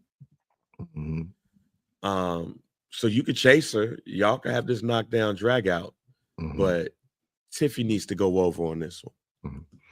Hey, and seeing that, and that's why I asked you the question. You was like, if she wants to, because here's the other piece of it. I know that they've kind of like build and book Charlotte Flair like she's Ric Flair, but somebody does need to break the harsh reality to her that she's not Ric Flair. And she's never gonna be. Like, it's just, I'm sorry, it's just not that. And while maybe your father didn't have to do what you may have to do in this business, it might shorten your career if you're looking to have it lengthening out for maybe another 5 to 10 years, maybe. That's all. Yeah. So that's another one we'll see. Now, let's get to the championship match. Probably either the first or the second to last match of the night. We'll see. Either way it go, it's Jey Uso versus Gunther for the World Heavyweight Championship. Safe to say we're both picking Jey Uso here. Yes. I'm worried about this though. I'm super worried about this, man. Jey Uso's last promo on Raw didn't do it for me, bro. Sorry. I get what he's trying to do, but Jey Uso has now become the lead actor in the No Limit film for me. And I'm sorry, bruh. Like, this ain't winning me over at all. And I picked Jey to win the Royal Rumble, okay? So I don't want it to get confused. Like, I don't mess with Jey Uso. But this feels like Hot Boys. This feels like this one the No Limit film, but Clockers. You know what I'm saying? This feels like every time I seen Bokeem Woodbine from 93 to 97. This is what this feels like to me. And even though I think he's gotten a lot better, but what was that movie? I forget. Not Jason's Lyric, but the other one when he just kept saying, "Can somebody tell me what the fuck is going on?" And he kind of sounded like Sticky Fingers, like he was acting like Sticky Fingers in the movie, and it was like some voodoo priestess lady or something like that. I don't remember. It don't even matter.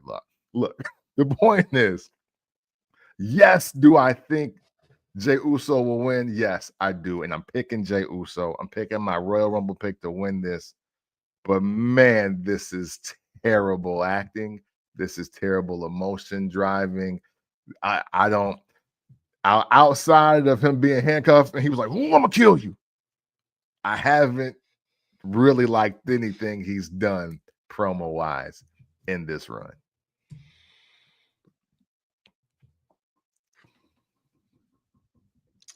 That man said he looked like the lead in a No Limit movie.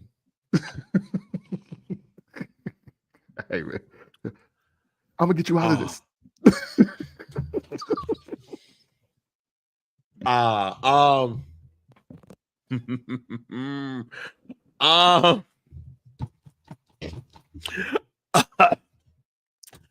got Jey Uso. I got Jey Uso. I get what they was trying to do with the Jimmy Uso thing. Yeah, like you killed my brother, man. Like I didn't like it. Well, it's not the promo I didn't like. I think he did the best he could with what was given to him. But the whole "you beat the shit out my brother," and my mom used to get mad at me because she felt like I didn't fight or protect my brother. Yeah. But now I'm doing that type shit. To me, that I think this storyline to me is doing him a disservice. Yeah. Hey. BET presents Bound by Blood. 8 p.m. I want to know who's writing this shit. And the main reason why I want to know, so I can tell them you ain't got to do all this shit. Yeah. They wrestled that Saturday night's main event. He barely lost. He would do better with the Christian just one more time. Thank you. And it will work. But to beat the shit out of Jimmy, have him handcuffed, and he's not even inside the ring, he's outside the ring handcuffed. And you got him looking like you playing the Rocky, "There's no easy way out" in the background or some shit. Yeah. Nah, fam. But then for Jey to say his mom used to get down on him for not protecting. So basically, you just said that Jey was around here running to the house telling mama that Jimmy and Roman getting into a fight while they were fighting. That ain't main event quality shit. Yeah. That ain't main event, Jey. Oh, and then now you go over and now we supposed to be like, "Oh, you finally did it." They're treating Jey Uso like he's Lucas, fam. Mm-hmm. Yeah. Like they're treating this man like he's Lucas. He is one of the greatest tag team competitors of all time. Yeah. To me, he single-handedly held down this bloodline story for quite some time. Yes. But even in that storyline, y'all got him acting like a bitch. Yeah. And nobody's bitch got his ass whooped. So now we got to look at Jey, and can Jey overcome the odds when he almost won before the year was over with? Right. Yeah. I just don't like this whole storyline with Jey Uso. I'm tired of y'all in the WWE trying to treat him like a Make-A-Wish kid or like Lucas, and he finally got over the hump. now he could defend himself. Like, I'm tired of y'all acting like this man has been being bullied all his life, and now he did it. Yeah, facts. Fuck out of here. He was gonna win regardless. Gunther loses a long title reign again at WrestleMania, and I ain't mad at it. But Jey Uso, and he's the only Samoan who's going to be cheering after this night is over with. Because the last match of the night, the main event, is Roman Reigns, your tribal chief, versus Seth freaking Rollins versus CM Punk in the triple threat match. I will start this off by saying that Paul Heyman and Seth Rollins will go to the back together. Pause. Seth Rollins will now be managed. It will be Paul Heyman will now be Seth Rollins' advocate. And he is going to realize what Seth Rollins told him on Friday. Yeah. This line, to me, was the clincher. Jacob and Azalea had to watch you get put through a table because Roman Reigns doesn't care about you. If you remember what I said a couple of weeks ago, Paul Heyman got put through a table while Roman Reigns was acting. Paul Heyman is pissed. Paul Heyman is also pissed that CM Punk, it took him to beg CM Punk. But y'all supposed to be my friends. I said that last week. And look what happened on TV. Your kids watch you get put through a table because Roman Reigns don't like you. Hey, Paul, either you make a decision to be on your own or you going with Seth. Either way it go, when I look at Punk don't give a shit about winning this match. He wanted to be in the main event at WrestleMania. Roman Reigns lost last year. But he gets nothing for winning this match. The person that has been the workhorse, the person that has jumped in and filled in when needed, the one who was apparently hurt, knee hurt, and then torn up in that thing during WrestleMania. The Rock gave him love and everything. He's also going to be the one that, again, outsmarts Roman Reigns. Because this is the whole thing about this. Seth Rollins is constantly outsmarting Roman Reigns. Roman Reigns again will be outsmarted by Seth Rollins. And the winner of WrestleMania's Night 1 main event will be Seth freaking Rollins. With or without Paul Heyman as his new advocate. Who you got? Listen, man. For a short moment in time, I thought, man, CM Punk may win this match because I'm sure he wants the dub just as much as he wants the main event. However, though, a lot of things stick in my mind. Obviously, I've been saying for years on this show, I think Seth Rollins is the best wrestler in the world. And I really don't exclude anybody from that.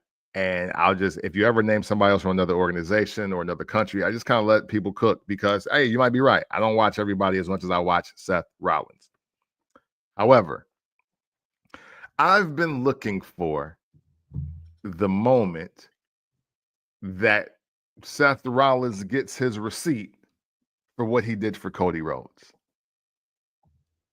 I've been looking for that receipt for a while now because Cody's Cody, and I am not here to disrespect Cody, but Cody, I don't think his story, his title run, all of it, I don't think it means what it means without Seth Rollins standing in the way of it. And I don't think him being the inaugural, as you would call it, super intercontinental champion, I don't think that was the real payoff. But what it, and again, between Cody's return match at WrestleMania to Seth putting his body on the line so he could win and finish the story at WrestleMania, the payoff to me undoubtedly is now Seth Rollins going over on both CM Punk and Roman Reigns, because hey, he also helped put both of them over by just not liking one in real life and by making one a sympathetic figure on his way to a record-breaking title reign. I co-signed everything that you said because that was going to be my take. I don't need to repeat it because you covered all the bases that I definitely thought of in that instance. The only thing I want to add to it is this. I think that this probably will be seen as a heel turn for Seth Rollins, but I'm super excited to see what Seth Rollins looks like alongside a Paul Heyman with what he's already done and what we already know he can do. Like, this is going to be great because, and correct me if I'm wrong, anybody, I know specifically in the WWE, we've never seen Paul Heyman with a guy that's already proven to already definitely have it and be at the space where he has it. Brock Lesnar was introduction. CM Punk was, he had a couple cash-ins, but CM Punk became CM Punk for real, when he got that WWE championship and went on the year run. Roman Reigns, obviously, was already a member of the Shield, was already decorated, was already a champion, was already main eventing WrestleManias. But we hated that. It wasn't until he got with Heyman and we did the tribal chief thing that it's really like, okay, whoa, this is something different. I'm curious to see what Paul Heyman can do with a certified Hall of Famer already, with already what he's done, and it's undeniable. Seth Rollins. Yeah, and I agree with you. It's like this Seth Rollins don't need Paul Heyman. Yeah. But it's like, but I love to see it. Yeah, facts. I love to see it. So, so to run this down, we both have El Grande Americano over Rey Mysterio. We both have Jade Cargill over Naomi. We split between the War Raiders and New Day, even though there could be a potential guarantee that happens. We're split on the United States Championship. Did you say, we both got Tiffany Stratton? Yes. Yeah, we both got Tiffany Stratton. We both got Jey Uso, and we both have Seth freaking Rollins. Yes, now, let's go to night 2. Now, let me see. 1, 2, 3, 4, 5. It's 6 matches here. This is Randy Orton is not on his list, and there's potential. We got a question there a little bit later. AJ Styles versus Logan Paul. Who's gonna win, and do we care?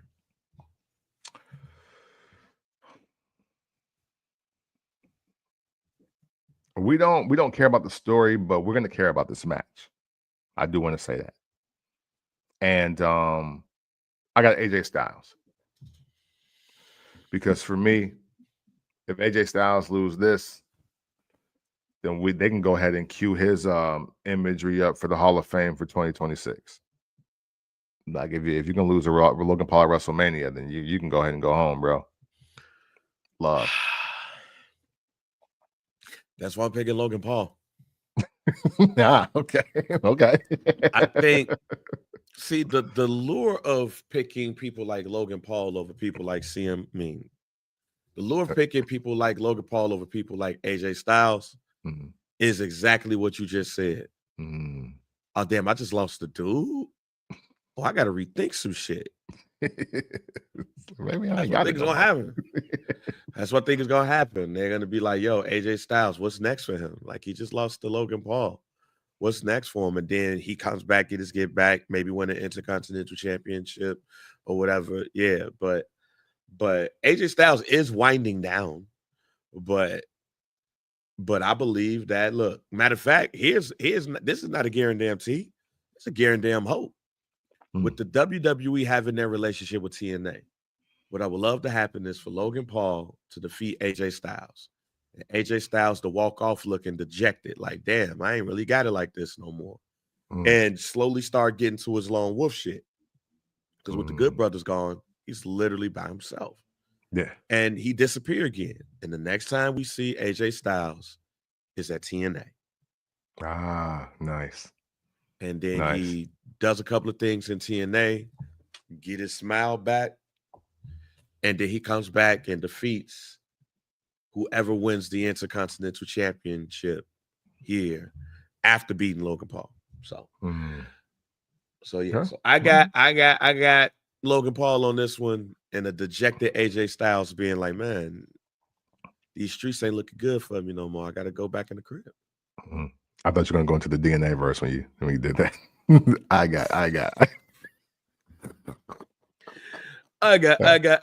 got Logan Paul. Nah, I ain't even trying to do it. Sin City Street Fight.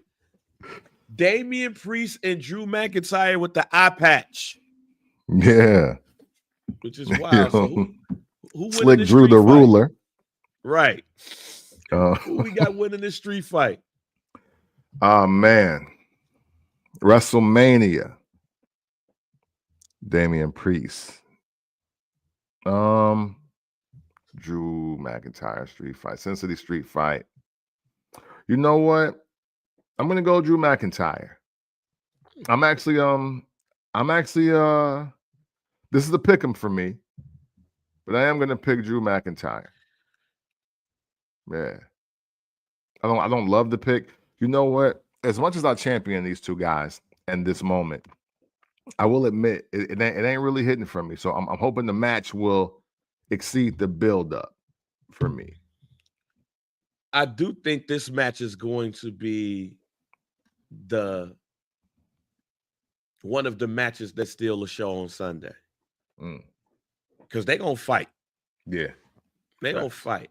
And just like how we was talking about how Damian Priest earned that world title shot and the Money in the Bank briefcase and remember when we had talked about that with some of the things that he's done?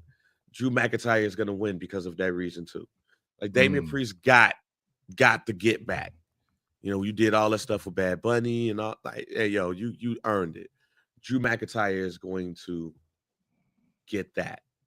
So I got Drew McIntyre on this one too. The Women's Tag Team Championship after a gauntlet, which Bayley and Lyra Valkyria ran through it from top to bottom.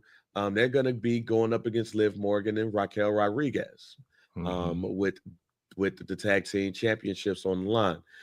Does Lyra Valkyria become a double champion?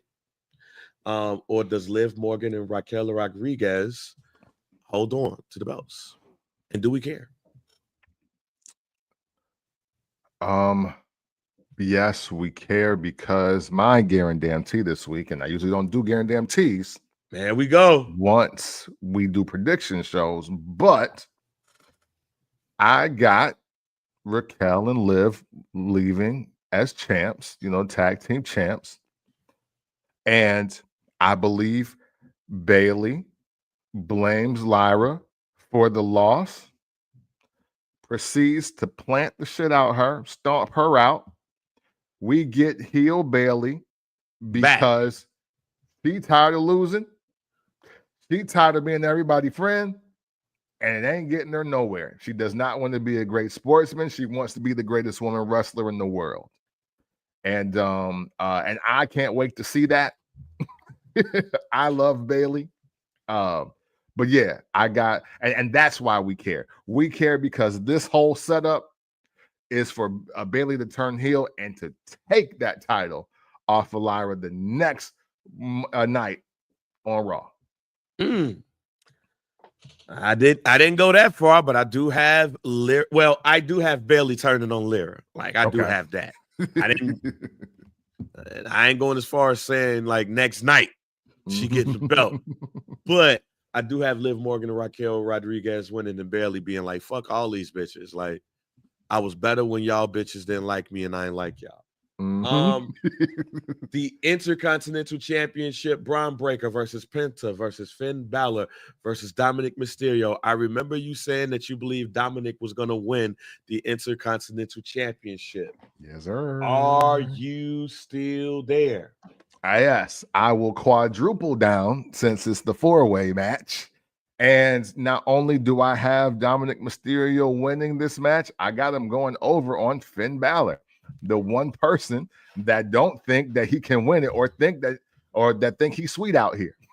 like the only person thinking that Dom is sweet out here is Finn Balor, and that's why he gonna lose to him to get the Intercontinental Championship. Now, how you did with Pam and Lyra is what I'm gonna do here.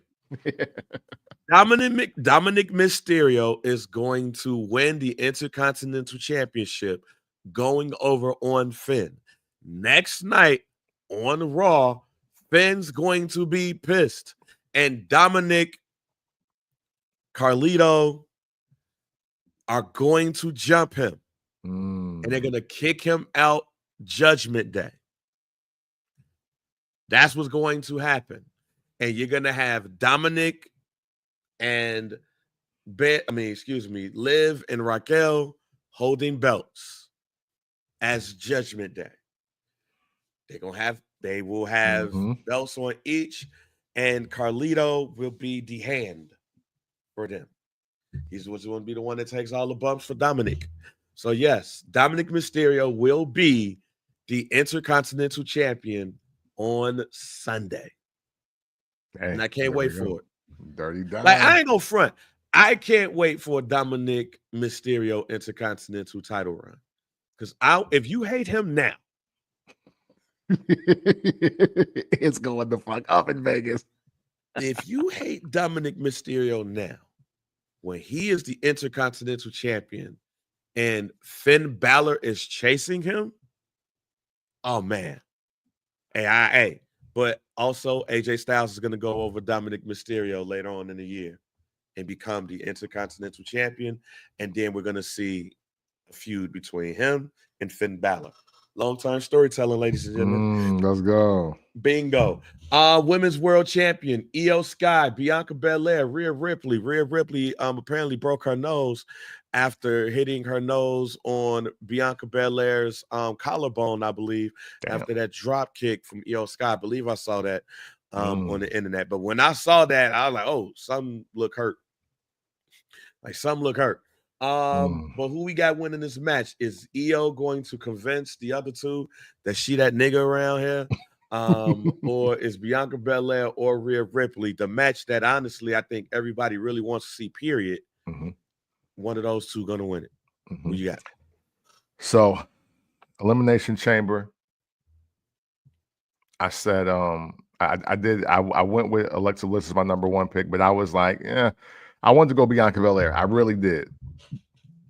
And I said she was like my 1A or like number 2 pick. I am not going to deviate this time. I'm going to stick to my guns and my convictions. I'm picking Bianca Belair to win this match. I'm picking Bianca Belair to win this match and this title because the people don't want to see it.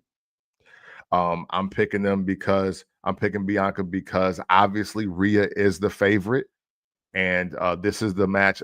Rhea being versus Bianca is what we wanted to see, and because I'm excited for the change that's obviously happening with Bianca Belair, with the black attire and the looking strong and the cutting people off and willing to smack shit out you. You know what I mean? I like it. I like what we're building here. She's no longer trying to be a superhero. She doesn't mind embracing being the super villain. And also, I do believe that this is the perfect way for her to start her feud with Jade Cargill. I'm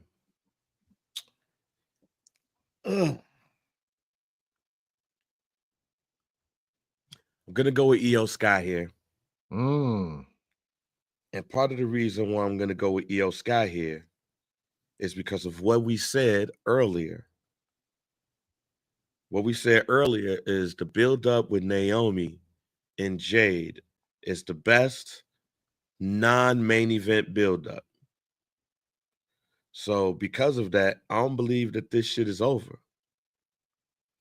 Man, I don't believe this is over between those three. But the belt can't be that about that. I think the belt can't be about that. And I also now remember I also was saying like, hey man, I think that is gonna come out that Bianca has something to do with the Naomi Jade thing. And the only thing that could happen now is Bianca putting the word in Jay's ear. The word in Naomi's ear, saying, hey man, homegirl might be jealous of you, to make her do that. But I don't think that's gonna be the case, because now Naomi basically like, yo, I'm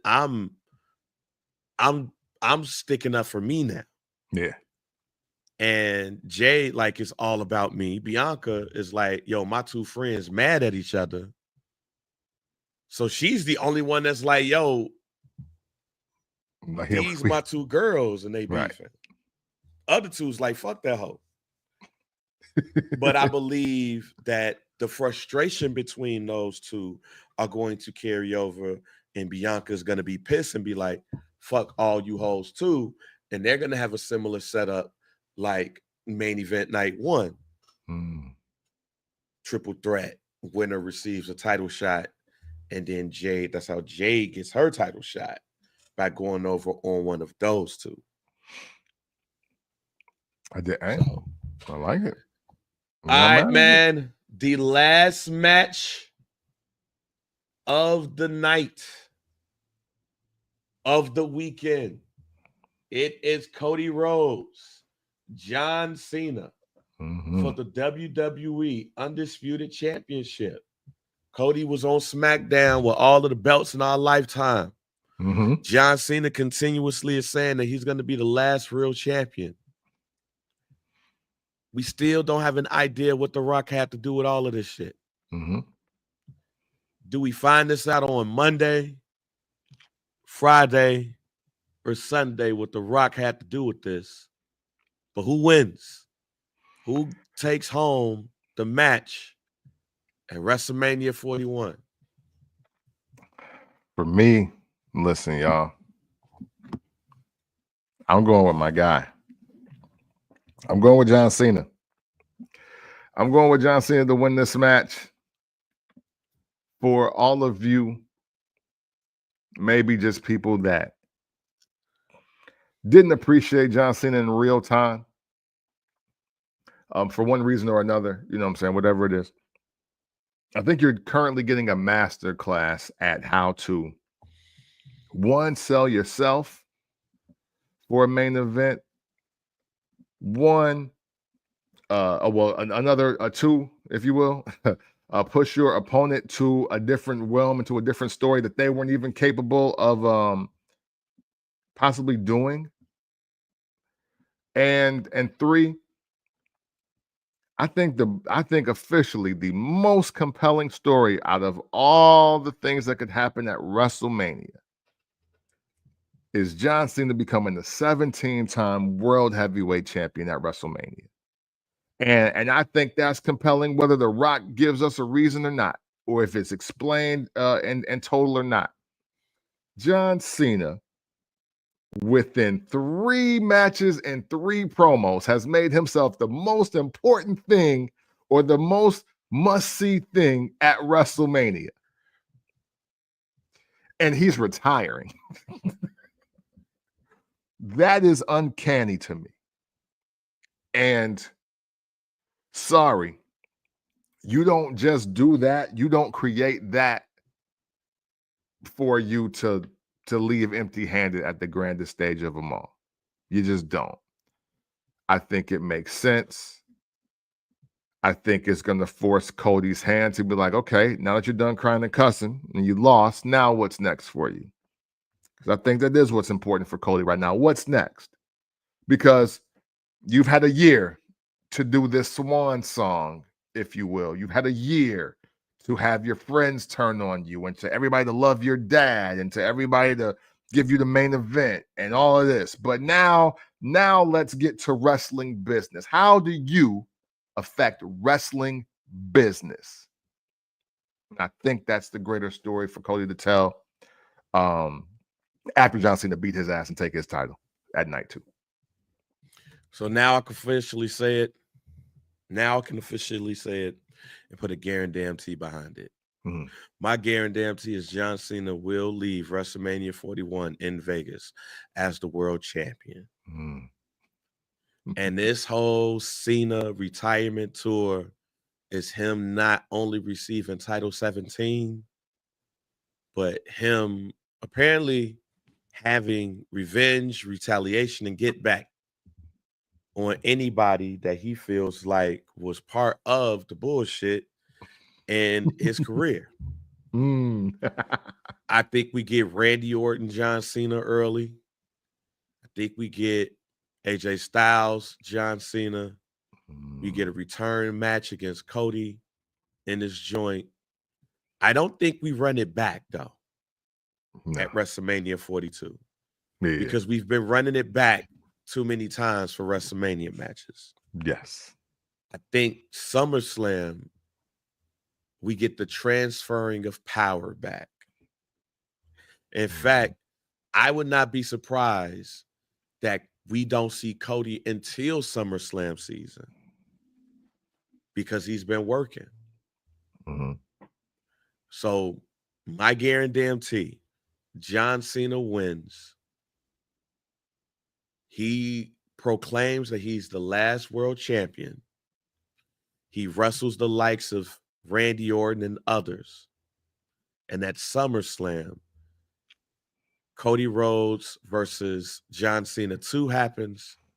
Cody Rhodes gets the belt back, but he starts to realize that maybe John Cena was right. And maybe The Rock was right. And that's when you see the start of the changes of Cody Rhodes. And by WrestleMania 42, Cody Rhodes will be a heel. Homelander heel. Because the things that he believes he's doing is because this is what y'all really need. And I'm here to give it to you. Hey, shout to the brat. Yeah, exactly. So we've given our guarantees and everything. Do you have any other guarantees? No, that's it for me. That is it for me. But yeah, I think WrestleMania is going to be great, though. So, Camp, I'm gonna tell you why this WrestleMania week just started off special for us. Let's go. One of both of our favorite wrestling moments is when we thought that the Ultimate Warrior was going to die at the hands of the Undertaker. Yeah. I'm here to tell you that today, on this day, April 13th, 1991, from the Thomas and Mack Center in Las Vegas, Nevada, on Superstars of Wrestling. Wow. The Undertaker appeared on the funeral parlor. They had a custom casket made for the Ultimate Warrior with his logos on there. And the Undertaker came out the other casket to beat the shit out of the Ultimate Warrior. Hit him upside the head with an urn, beat him in the casket, close it, and all of the agents came out there to save the Ultimate Warrior's life. Yeah, man. Today is that anniversary. Wow. Scary times. Death-defying times in wrestling. And the fact that I didn't even realize that was in Vegas. Yeah, that's wild. Yeah. Yeah. What a great start to WrestleMania week. Right? Hey, that's fine. Hey, y'all know what y'all be doing. TKO Endeavor. I can't just say WWE no more because this is a different company. But hey, y'all know what y'all doing over there. But also we have the Hall of Fame ceremony. Triple H is the headliner. Yeah. They're putting immortal matches there. So I'm gonna ask this question too. Like we mentioned this, it was always the rumor that Stone Cold would be a part of this main event situation too if The Rock is there. But we do have Stone Cold at WrestleMania this weekend. We could possibly see an appearance there. The natural disasters are part of this. I did not know Ivan Koloff was not in the WWE Hall of Fame.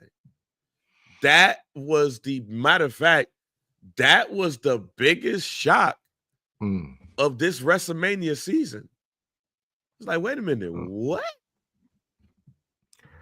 Yeah, Ivan Koloff has one of the biggest moments ever in his company when he went over on Bruno Sammartino. I believe broken freaking neck. Broke his neck, I believe. But he's a part of this. He's a part of this. This is wild. Michelle McCool is also going to be inducted as well. Inductions will be done by, of course, Shawn Michaels is inducting Triple H. Of course, The Undertaker is inducting his wife. Diamond Dallas Page is introducing Lex Luger. Fuck Sting. Like, let's move Sting over here. Okay. Are you good with DDP inducting Lex Luger? Yeah, I am. I'm good with it. Obviously, DDP is kind of like the messiah of old wrestlers, right? That he been saving lives. And I think also DDP is also going to be able to give Lex Luger the human put over that he needs, because unfortunately everybody else that's actually alive remembers Lex Luger being a piss poor human, and they may not be able to get through an induction without saying that. I did think it was going to be Sting, but considering the condition that Lex is in, DDP makes perfect sense. So I'm not mad at it at all. The only other person that I would pick would have been Sting, and for whatever reason, he is not or will not do it. I don't know. Maybe just busy. Maybe just enjoying retirement finally. But I am not mad at this. He's still under contract at AEW. That's probably the biggest reason. Oh, well then. Well, yeah. Even though Billy Gunn was under contract and on TV, but accepted the honor. Yeah. Yeah, but it's respected Billy Gunn, but it's different. It's different. I feel you. I ain't gonna front, Kemp. I disagree. I disagree. It's got to be the Steiner brothers to me. Oh, okay. As I said last week, when I think of WCW, especially young WCW, Mount Rushmore is Sting, Lex Luger, and the Steiner brothers. And I also said, if you want to remove Lex Luger for Goldberg because of what Goldberg did, I'm cool with that. But if you don't pick Sting, Flying Brian ain't here. To me, there's only 2 people or 3 people. To me, it's only 3 people. And one, because low-key, they came in the industry together. Yeah. That's Ron Simmons. How interesting would it be if Ron Simmons inducted Lex Luger, because they both trained under Hiro Matsuda. They both came in this industry together. And we saw what happened between them two during their infamous title match and that whole storyline. Yeah. But Ron Simmons, yeah, I feel you, even though that's connection. I feel you. That's why, to me, if we're talking about Lex Luger, you got to either have Sting, and if you don't have Sting, you have the Steiner brothers. I think when you talk about the entire career of Lex Luger, because here's the other connection that people might not necessarily realize, because when they're talking about Lex Luger, they're also thinking about WCW and the DDP thing. Yeah. But let me remind you of a Survivor Series match that included The Undertaker, the Steiner brothers, and Lex Luger. Yeah. They have a WWE connection as well due to the Survivor Series. Yeah. Of course, they have the WCW connection, but they have a WWE connection. And because of that, I believe that the Steiner brothers should be the people who induct Lex Luger into the WWE Hall of Fame because of both their WCW connections, tagging, wrestling against each other. Also, they have the WWE connection. When I think of DDP and Lex Luger, the only thing I think of is seeing DDP in a torture rack and him helping him now. That's it. Hey, listen. One, I want to say thank you for consistently putting over the Steiners, because we don't do that enough on the show, even though we are Steiners fans. This is the Steiner show, Steiner Brothers show, and brand. So I am with you on that. I honestly, man, I'll be so honest. A lot of that kind of like, it's kind of Men in Blacked out of my memory, because unfortunately, once it was kind of put out there that, hey, Lex Luger might have killed Miss Elizabeth, it kind of just, everything just kind of just looks different. It's, you know what I mean? And not for nothing, everybody seemed to be like staying away from dude, because it was like, yo, we like Lex. Lex was cool, but Lex is bugging at the same time. So unfortunately, even with all those great wrestling moments they may have provided, it may have come with a lot of stories that maybe he wants to forget, can't remember, or we shouldn't know still. Because again, and this ain't me speaking as fact. I'm just going by what wrestlers are saying. You would think Lex Luger was literally Lucifer. Lucifer Luger is how they really depicted him to be way before Dark Side of the Ring was even made.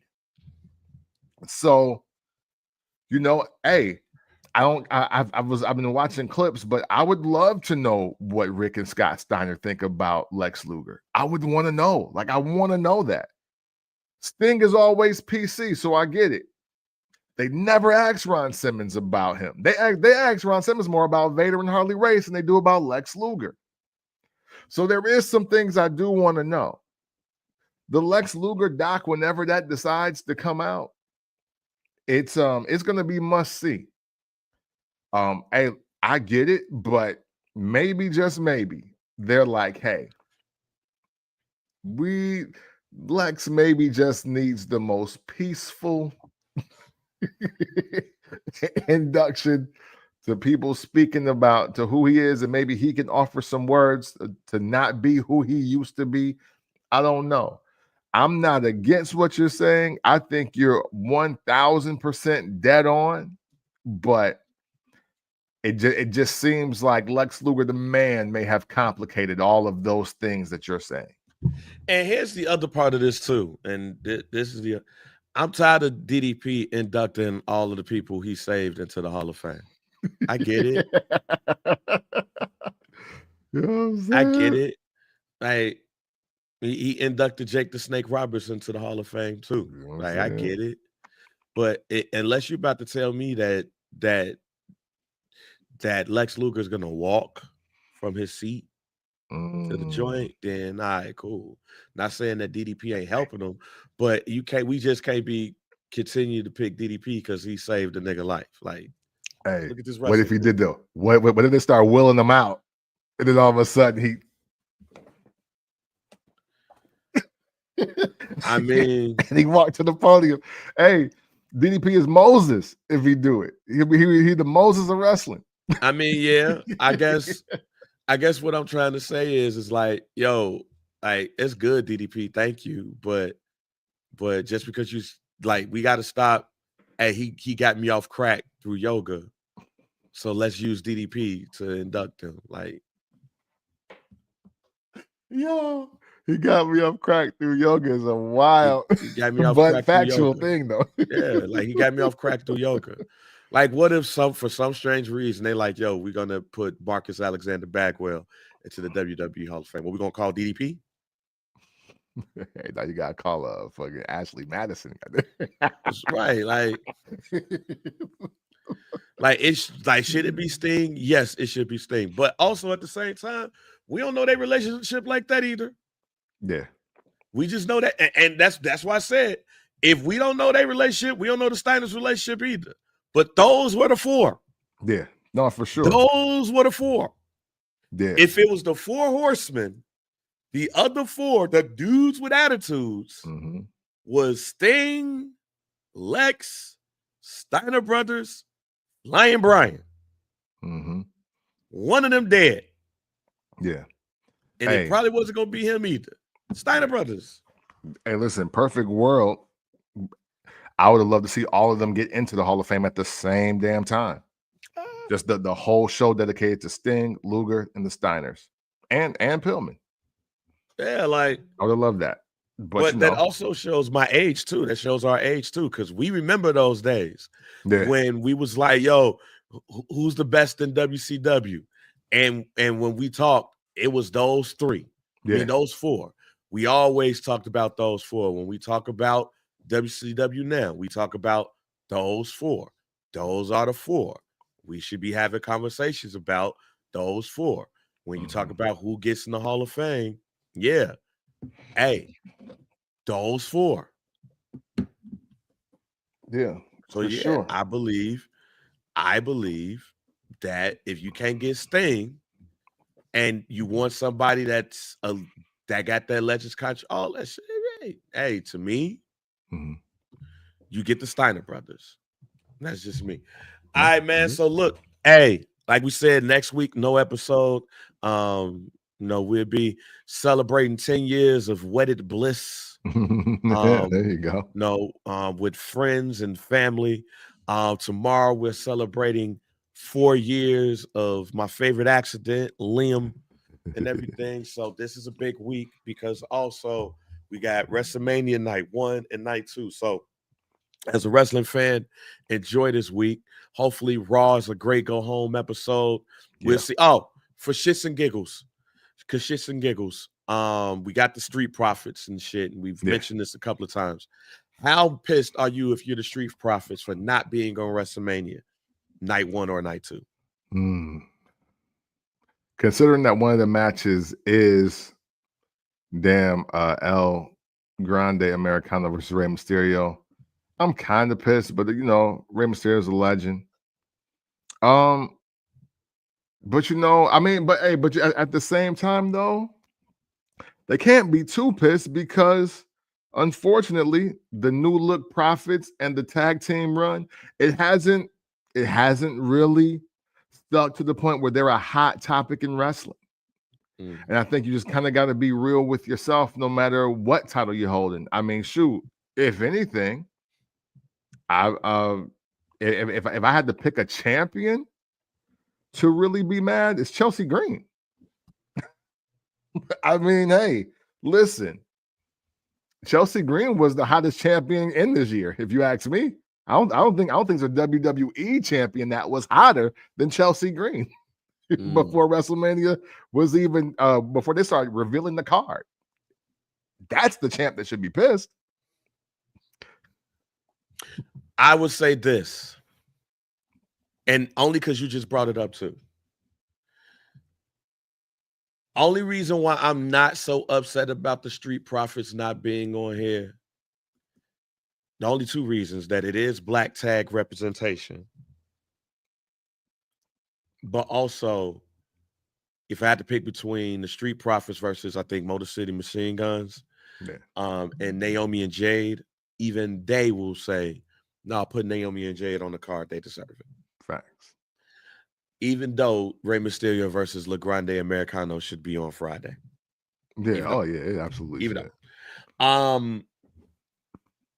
But if I was nitpicking, I would rather see the New Day in Motor City. I would rather see the Street Profits and Motor City Machine Guns than see the War Raiders in the New Day. I am not a huge fan of the War Raiders.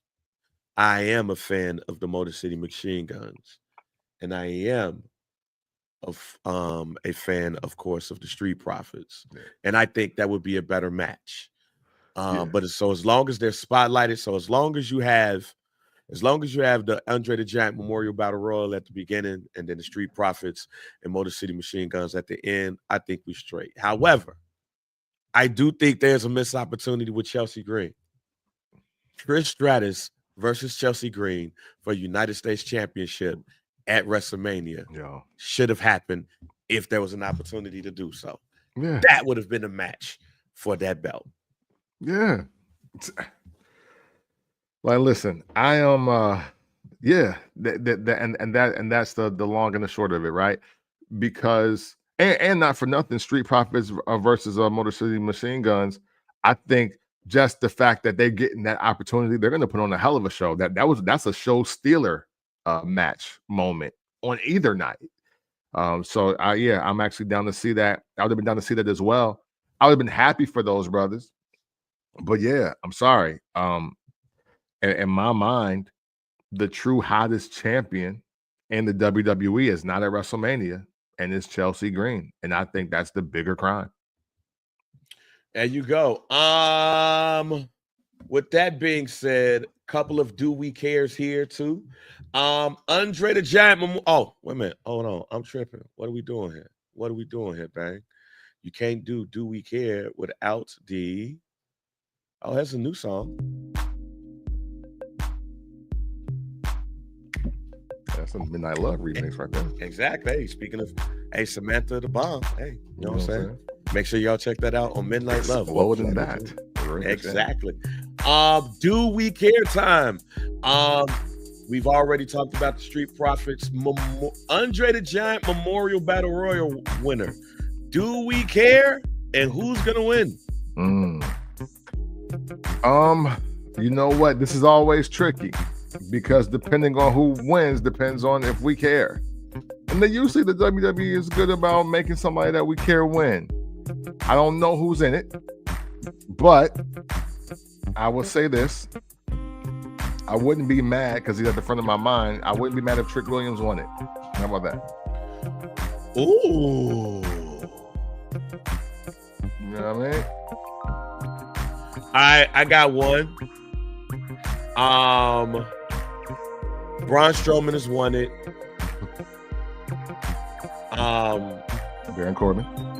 Baron Corbin is like, whoever won it, the only person who won that shit and like profited off of it is Jey Uso when we think about it.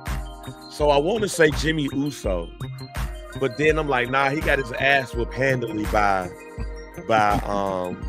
Gunther. So it's like, do we really need that?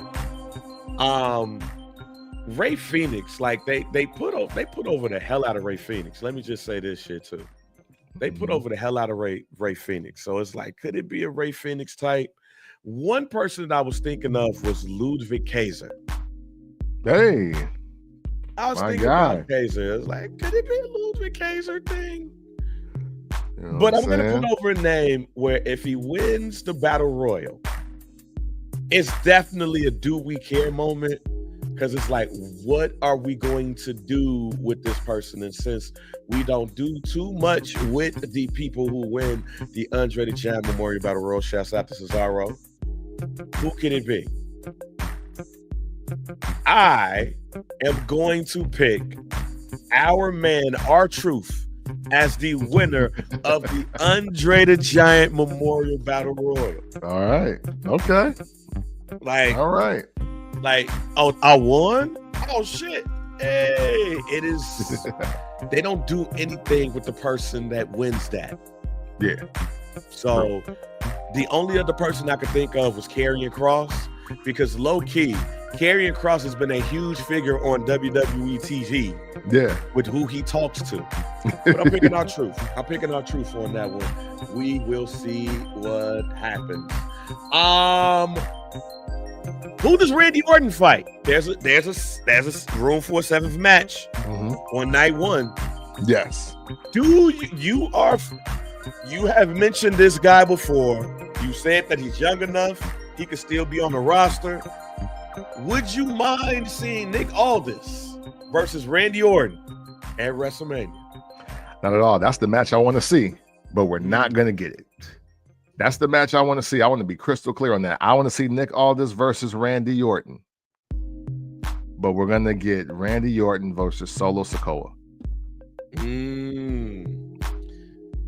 I hope not. Yeah.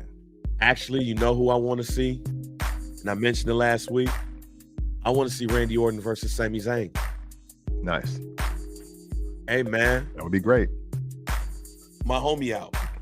And my homie was mad at me. And you know what? He was right. Now I'm going to take out losing my friend on all of y'all, starting with Randy Orton. Randy Orton wins. And then we see at WrestleMania Backlash in St. Louis, shouts out to the Brick Cave, John Cena, Randy Orton for the Undisputed World Championship. Book it, ladies and gentlemen. Last and certainly not least, the feud between Booker T and Swerve Strickland. Yeah, man. Who's right in this?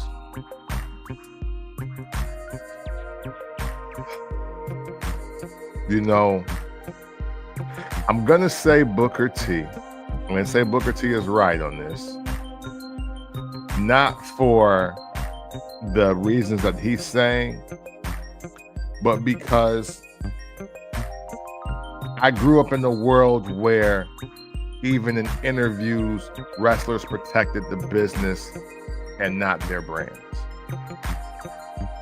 And I feel like any wrestler going on any just non-wrestling platform, this ain't got nothing to do with Vlad. Like even seeing wrestlers on the Breakfast Club, it's just like, this ain't y'all bag.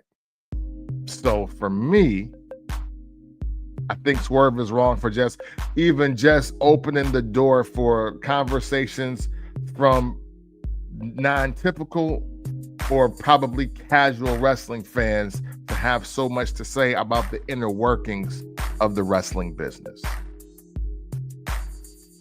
Yeah, I agree with you. I think that Booker T is right off of the strength of Booker T is correct.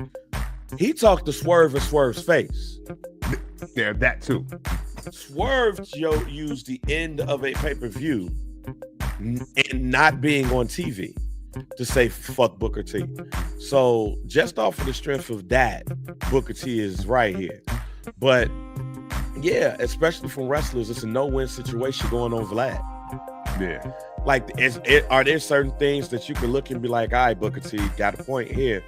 Like, I mean, from a fan perspective, a lot of people are still upset that he didn't go over on Triple H at WrestleMania 19 and the storyline and everything that went into it. But he eventually became a world champion, so I ain't mad. That's like me being mad at Lex Luger and Harley Race because Ron Simmons didn't win at that moment in time. But I get it, even though I feel that Booker T should have went over. That's one. But people tend to bring up the Vince McMahon nigga shit. And it's two things to that. I mean, Booker T's right. This is acting. This is not real sports. This is acting.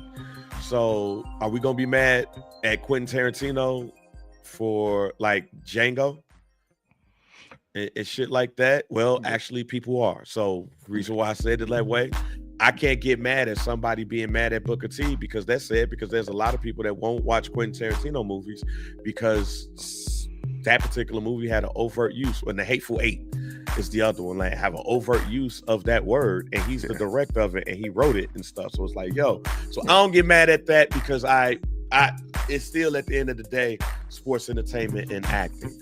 With that being said, however, hey, at the end of the day, Booker T went in that man's face and was like, yo, you tripping.